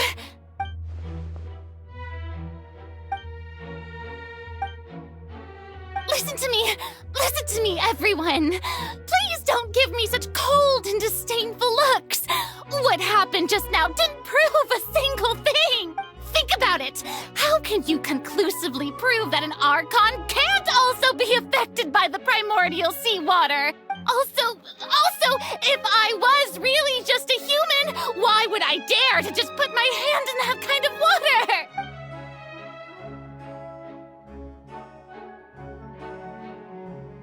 Please, anyone, just listen to me! I swear, I really am your Archon!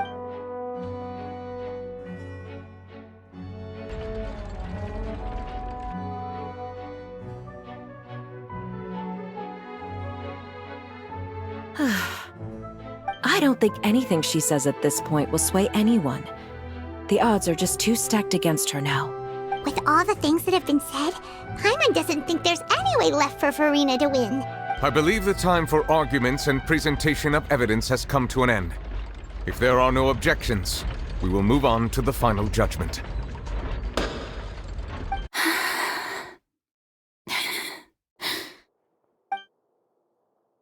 I don't think anything she says at this point will sway her who's two-stepped against her now.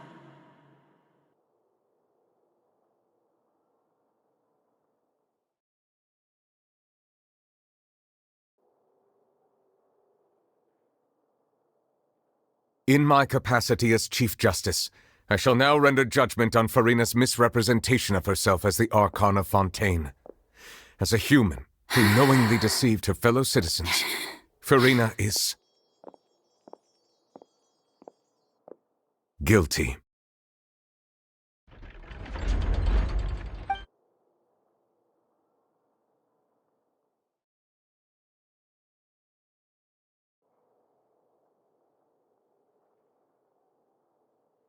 We shall now turn to the Oratrice Mécanique d'Analyse Cardinale to render the final verdict on the charges.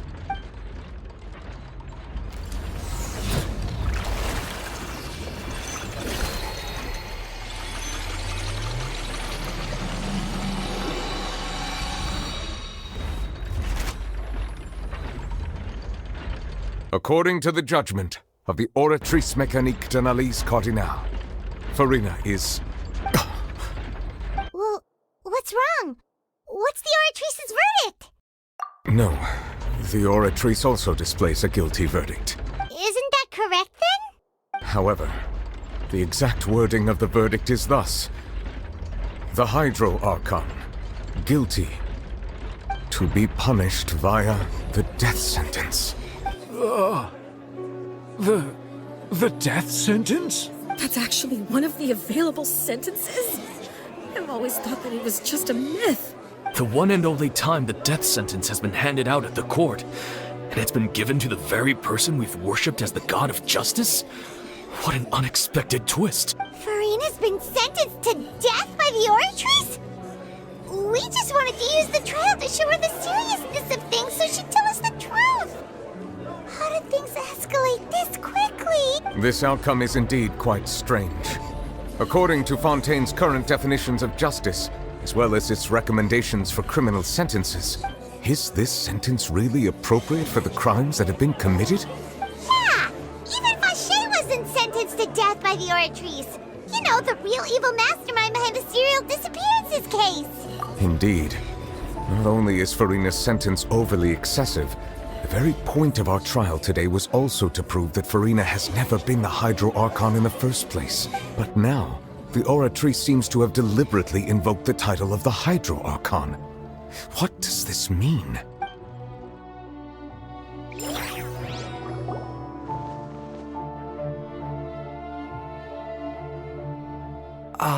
Excuse me, if I may interrupt. Is the trial still going? Fremine! You finally made it. I assume this means you've completed your mission? Mm-hmm. Any mission Father assigns to me will always be top priority. Is that the first prophecy slate? Huh. So the knave privately arranged for Fremine to try and find the missing slate. I looked everywhere and finally found it at the bottom of the sea. It took me a long time to get around some dangerous stretches of water. But has the trial already concluded? Then doesn't that mean I've come too late? Oh no. Father will be disappointed in me. Thank you for your hard work, Mr. Fremine. Please allow me to review the record left on the slate. Traveler, I believe that you have already seen the other existing slates, and would like you to come here and confirm their contents. Huh? So what do you see? What is... I believe I have now made sense of the Hydro Archon's crime. It has to do with Fontaine's lost history. Huh? Isn't the Hydro Archon just guilty of deceiving her people? Oh, wait, no, that's Furina, and we've already proven that she's not the Hydro Archon. So when you say Hydro Archon, do you mean the real Hydro Archon we've been kinda talking about? In truth, Everything that you've encountered in Fontaine up until this point can be traced back to the contents of these stone slates. However, I'm uncertain as to how much sense they currently make to you. Okay, let's try to recall the contents of the other 3 stone slates. Paimon will do her best to help you remember.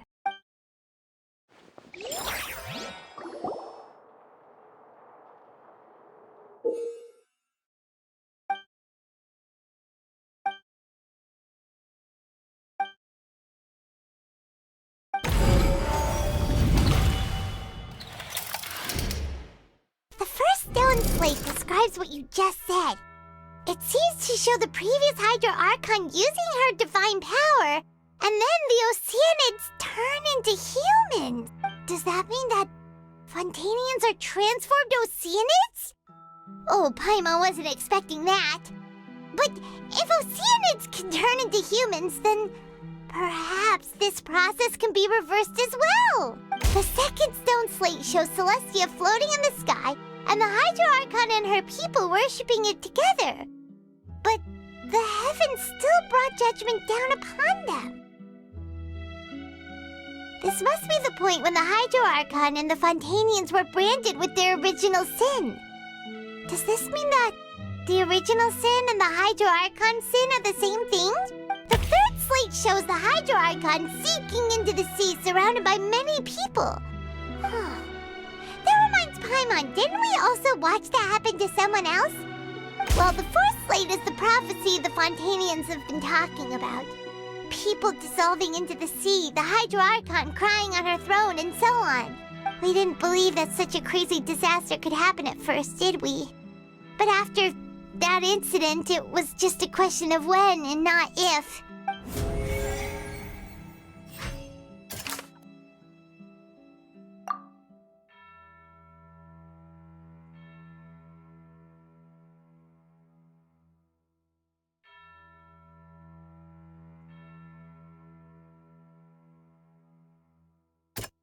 That doesn't sound quite...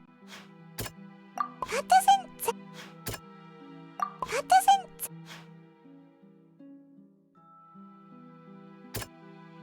That doesn't... That doesn't sound... We know from the case of the serial disappearances of young women that... And the first stone slate, this might be the...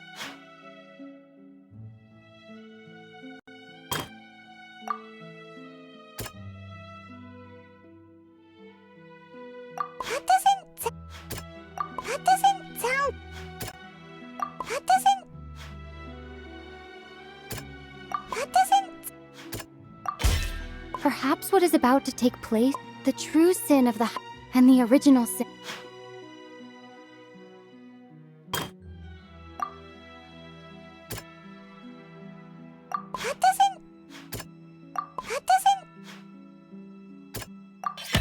It's not when Navia fell into the sea, her consciousness was subjected to judgment.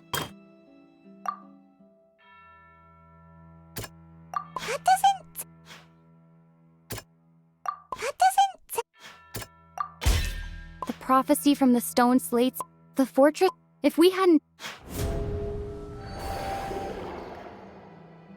They'll dissolve into the primordial sea but won't cease to exist. Their essence will flow in the seawater, converge, and take the form of an Oceanid.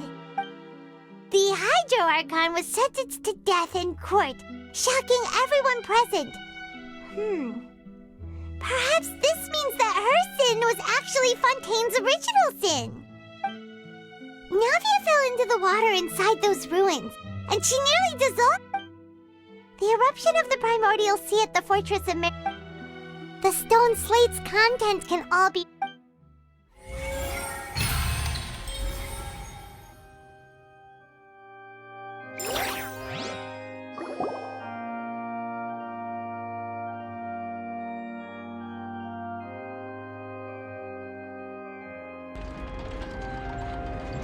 Huh? Oh, Paimon gets it now! So that's how you can make sense of it. But then it feels like... we're going to have to share some truly shocking revelations. Let's hear them. Incredible. Linny, did you hear that? We're not real humans. All Fontainians were originally created by the late previous Hydro Archon, with Oceanids as their basis. The evidence for that can be found in how only Fontainians could dissolve in primordial seawater, and how all the girls Vacher dissolved were also turned into Oceanids.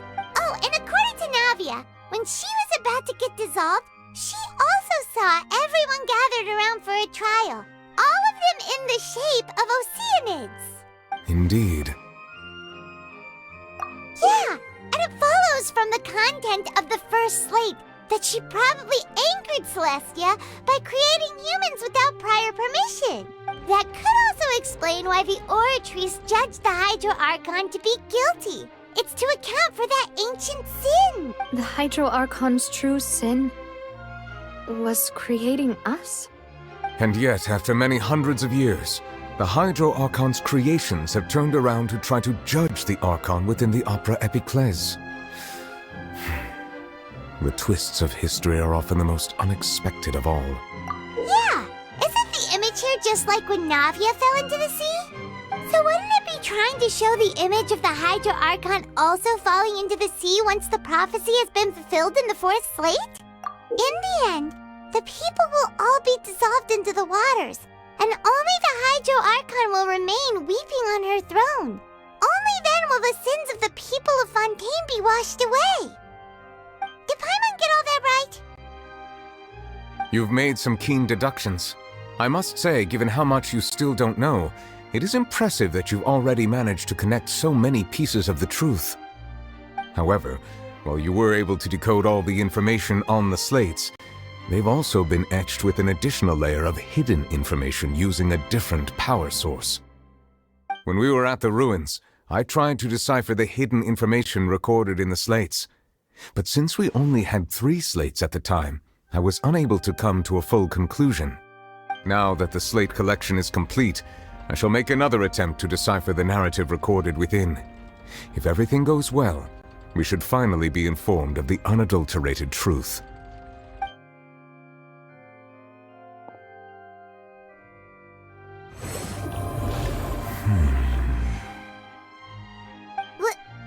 Well? Did you get it? I believe I should share this truth not only with you, but with all the people of Fontaine as well. I will try to briefly summarize it for you. Your hypotheses regarding the origin of Fontainians and the sin of the Hydro Archon were both correct. In the Fontaine of old, the previous Hydro Archon sensed the yearning of her Oceanid familiars for life on land.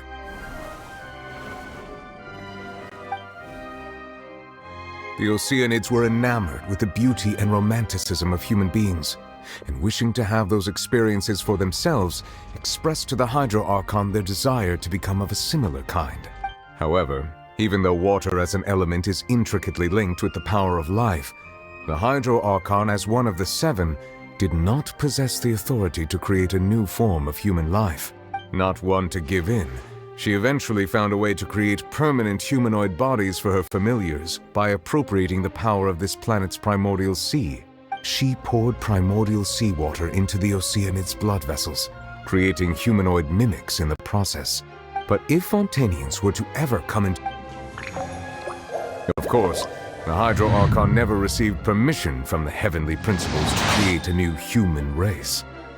And thus, the Hydro Archon and all of her creations came to shoulder the original sin of appropriating the power of the primordial sea. That is the true history of how the people of Fontaine first came into being. So we were all Oceanids before we turned into human beings? That's way too much information for me.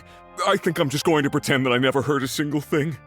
Wait, but if that's the truth, we can't let the Hydro Archon be sentenced to death. After all, her only sin was creating us. This really might be too much information for your regular Fontainian, but it does answer a lot of our questions. Alas, your hypothesis regarding the 3rd and 4th stone slates was inaccurate. The slates' respective positions are, in fact, correct. A key point of the visual on the 3rd slate is how all the individuals depicted in the water are humans rather than Oceanids. They have not been dissolved, which implies that the water depicted in this slate is not water from the primordial sea. The nation of Fontaine is the nation of Hydro, as well as the nation of trials and justice. Instead of being the literal element, the water in the scene symbolizes judgment and justice. You may also recall Navia's experience. When she fell into the sea, her consciousness was surrounded by that of many others who intended to hold a trial to determine her fate. Therefore, the meaning of the third slate is that the people of Fontaine shall try the Hydro Archon at the court of justice. Yes, it refers to our present situation. I think I'm following now. So, what you're saying is, even though we decided to put on this trial to avoid fulfilling the prophecy, in truth, everything we've done has happened exactly as the prophecy foretold. So now, it seems, we're the ones making sure it comes true. What should we do?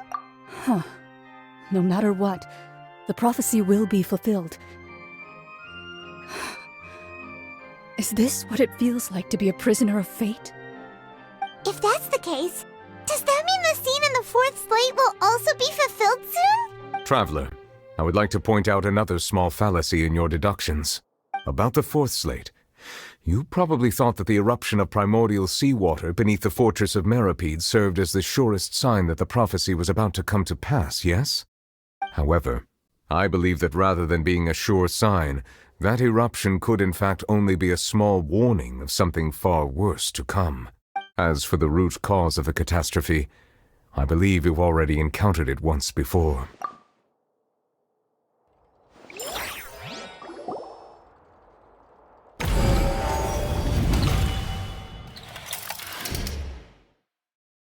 This eruption was just a small warning of the things to come. We must find the root cause of the disaster.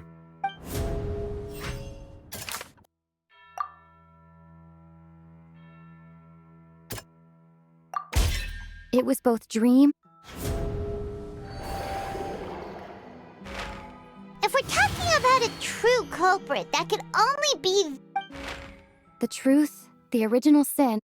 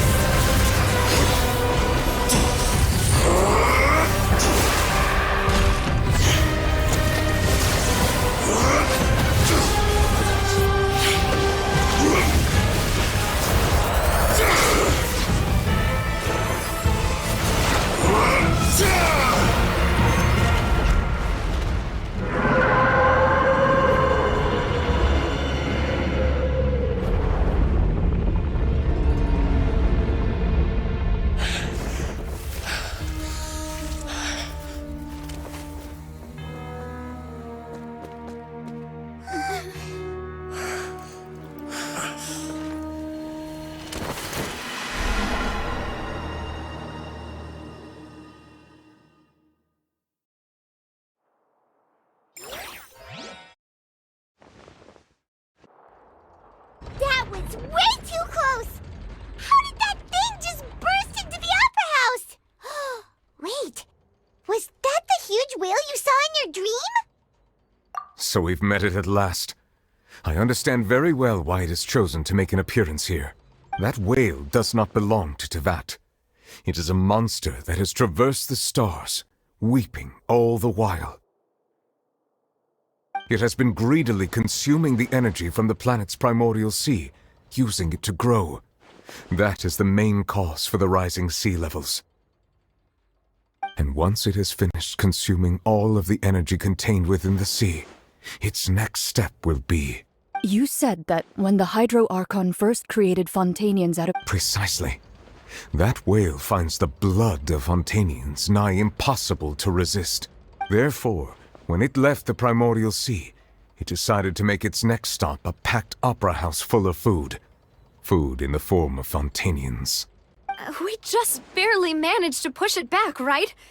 In that case, won't it come back to target the people again once it's managed to recover its strength?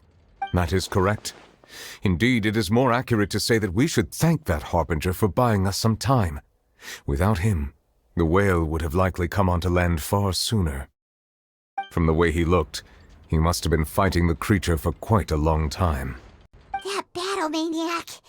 We've always known that he had a special connection with that whale, but we definitely didn't expect it to help us out like this. Anyway, now that we know that this whale is the actual cause of the disaster recorded in the prophecy, all we need to do to stop the prophecy would be to find a way to beat it up, right? It is too late.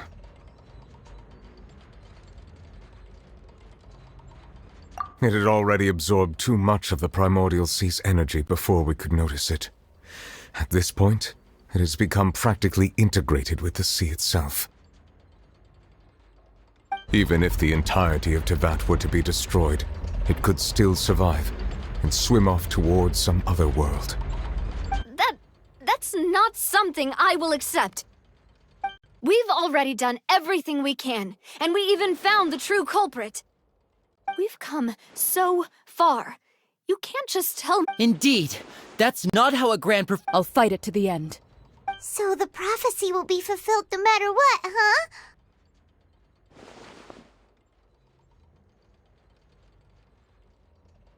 The prophecy.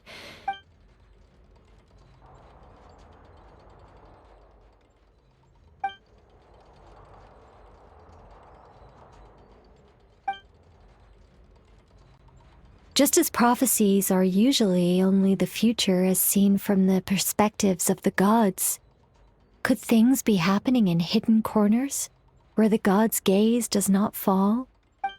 Ultimately, fate shall serve as your only guide, no matter what will happen in Tevat's future.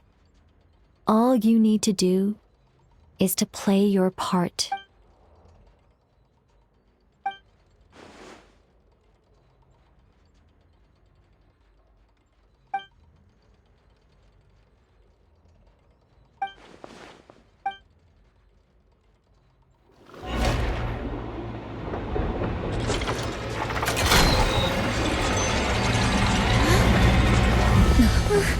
What's happening with the oratories?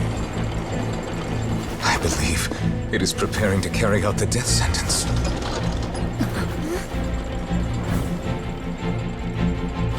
Marina!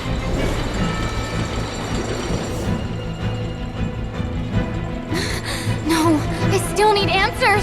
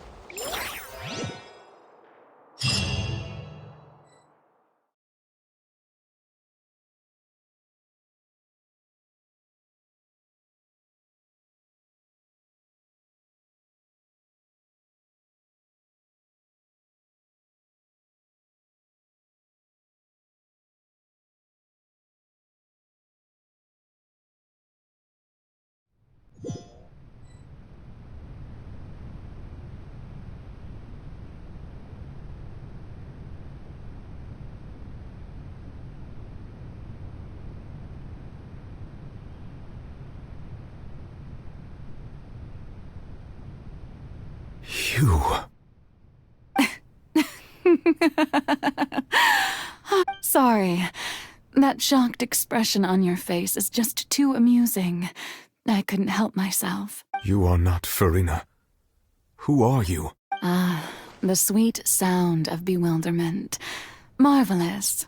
A sure sign that my attempt to deceive everyone was a resounding success. But to answer your question, I am Focalor. You know, the god.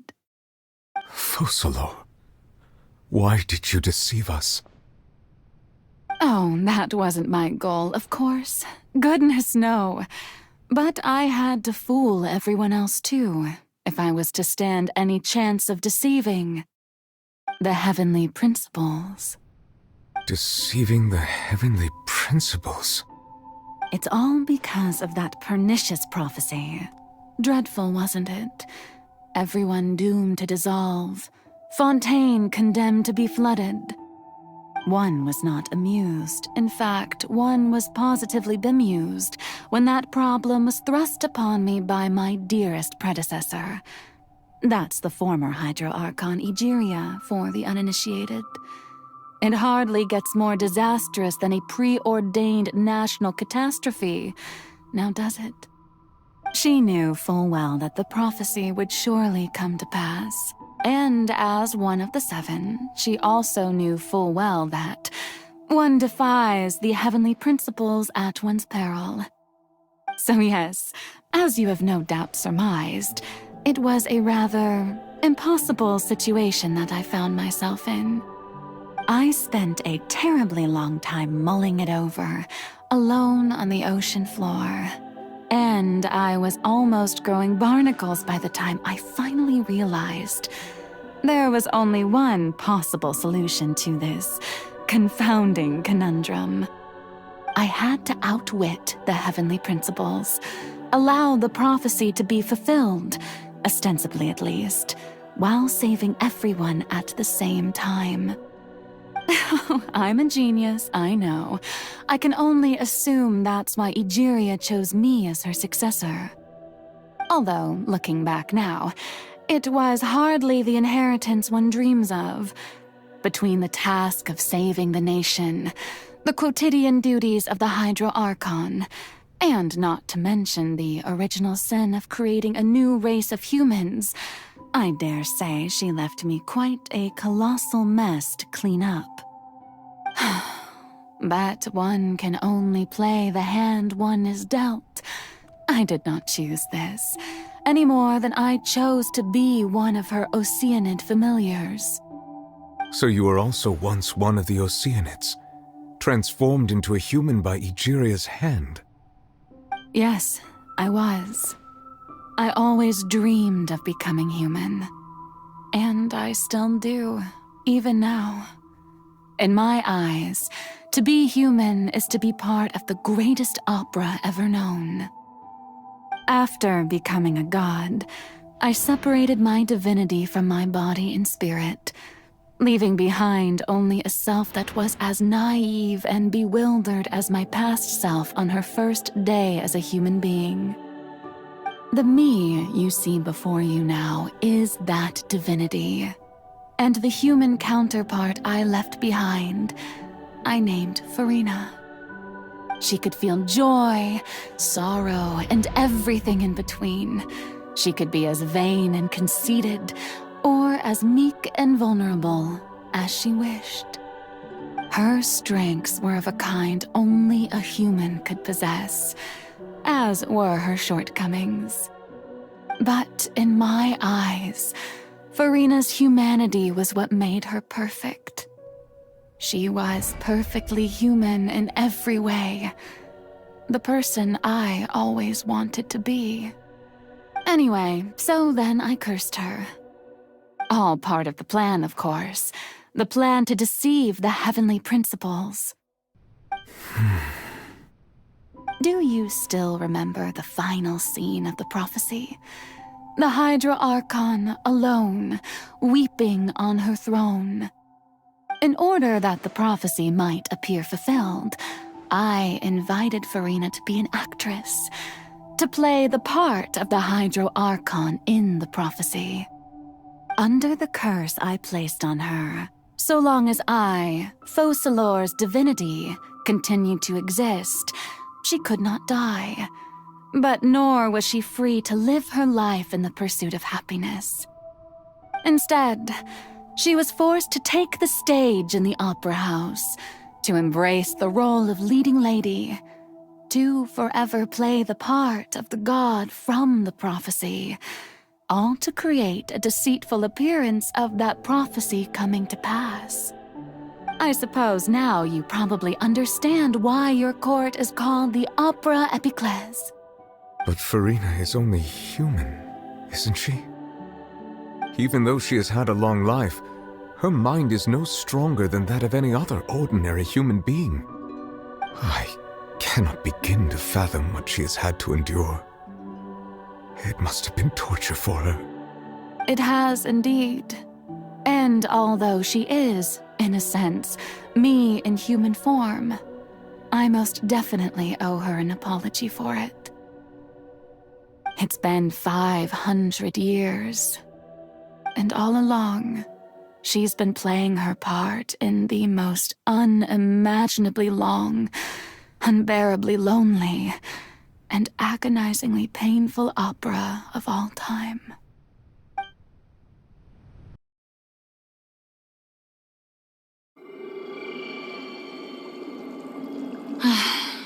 The hour of my execution is almost here. For the sinner, the curtain call has come. I know I may not sound it, but faced with death, I find myself a little afraid. Perhaps this is one thing both gods and humans have in common.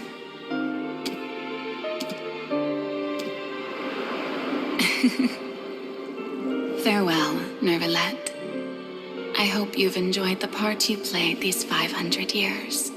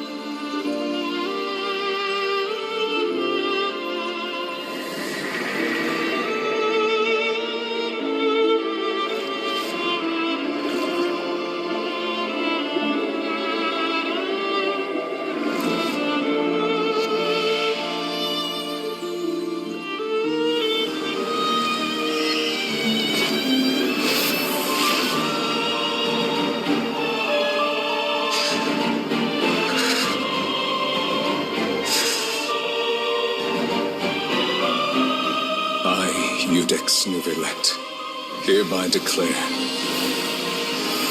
people of Fontaine, your sins are forgiven.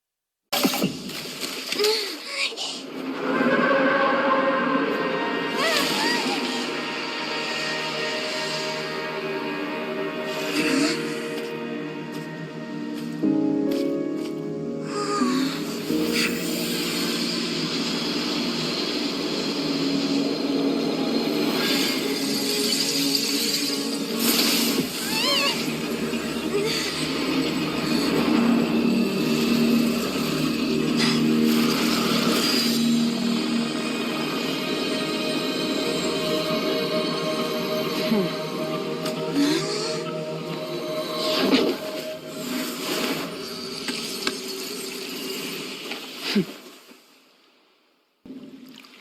the end, the people will all be dissolved into the waters, and only Farina will remain, weeping on her throne.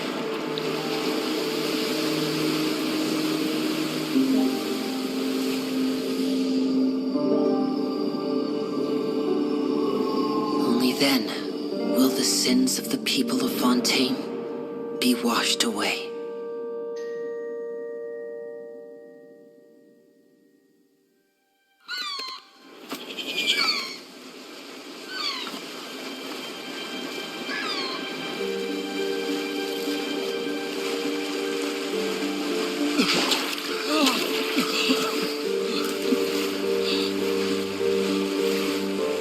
Hey! Help! Over here!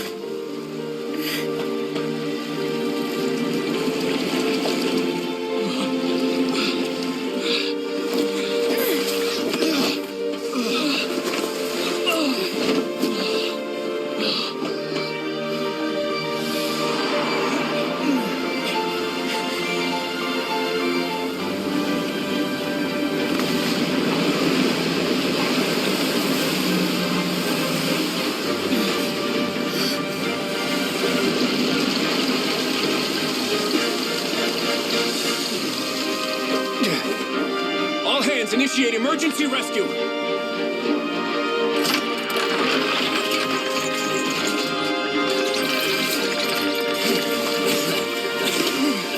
Hurry!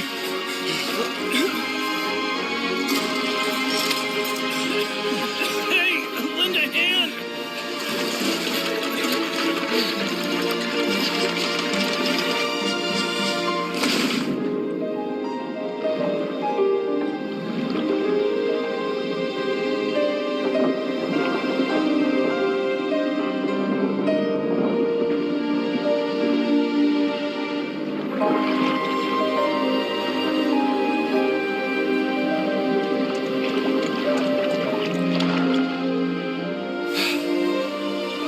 Look!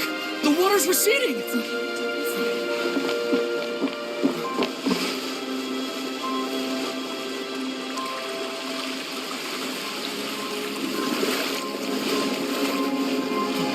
It's a miracle! Water's receding. We didn't dissolve. The prophecy was wrong. The prophecy was wrong.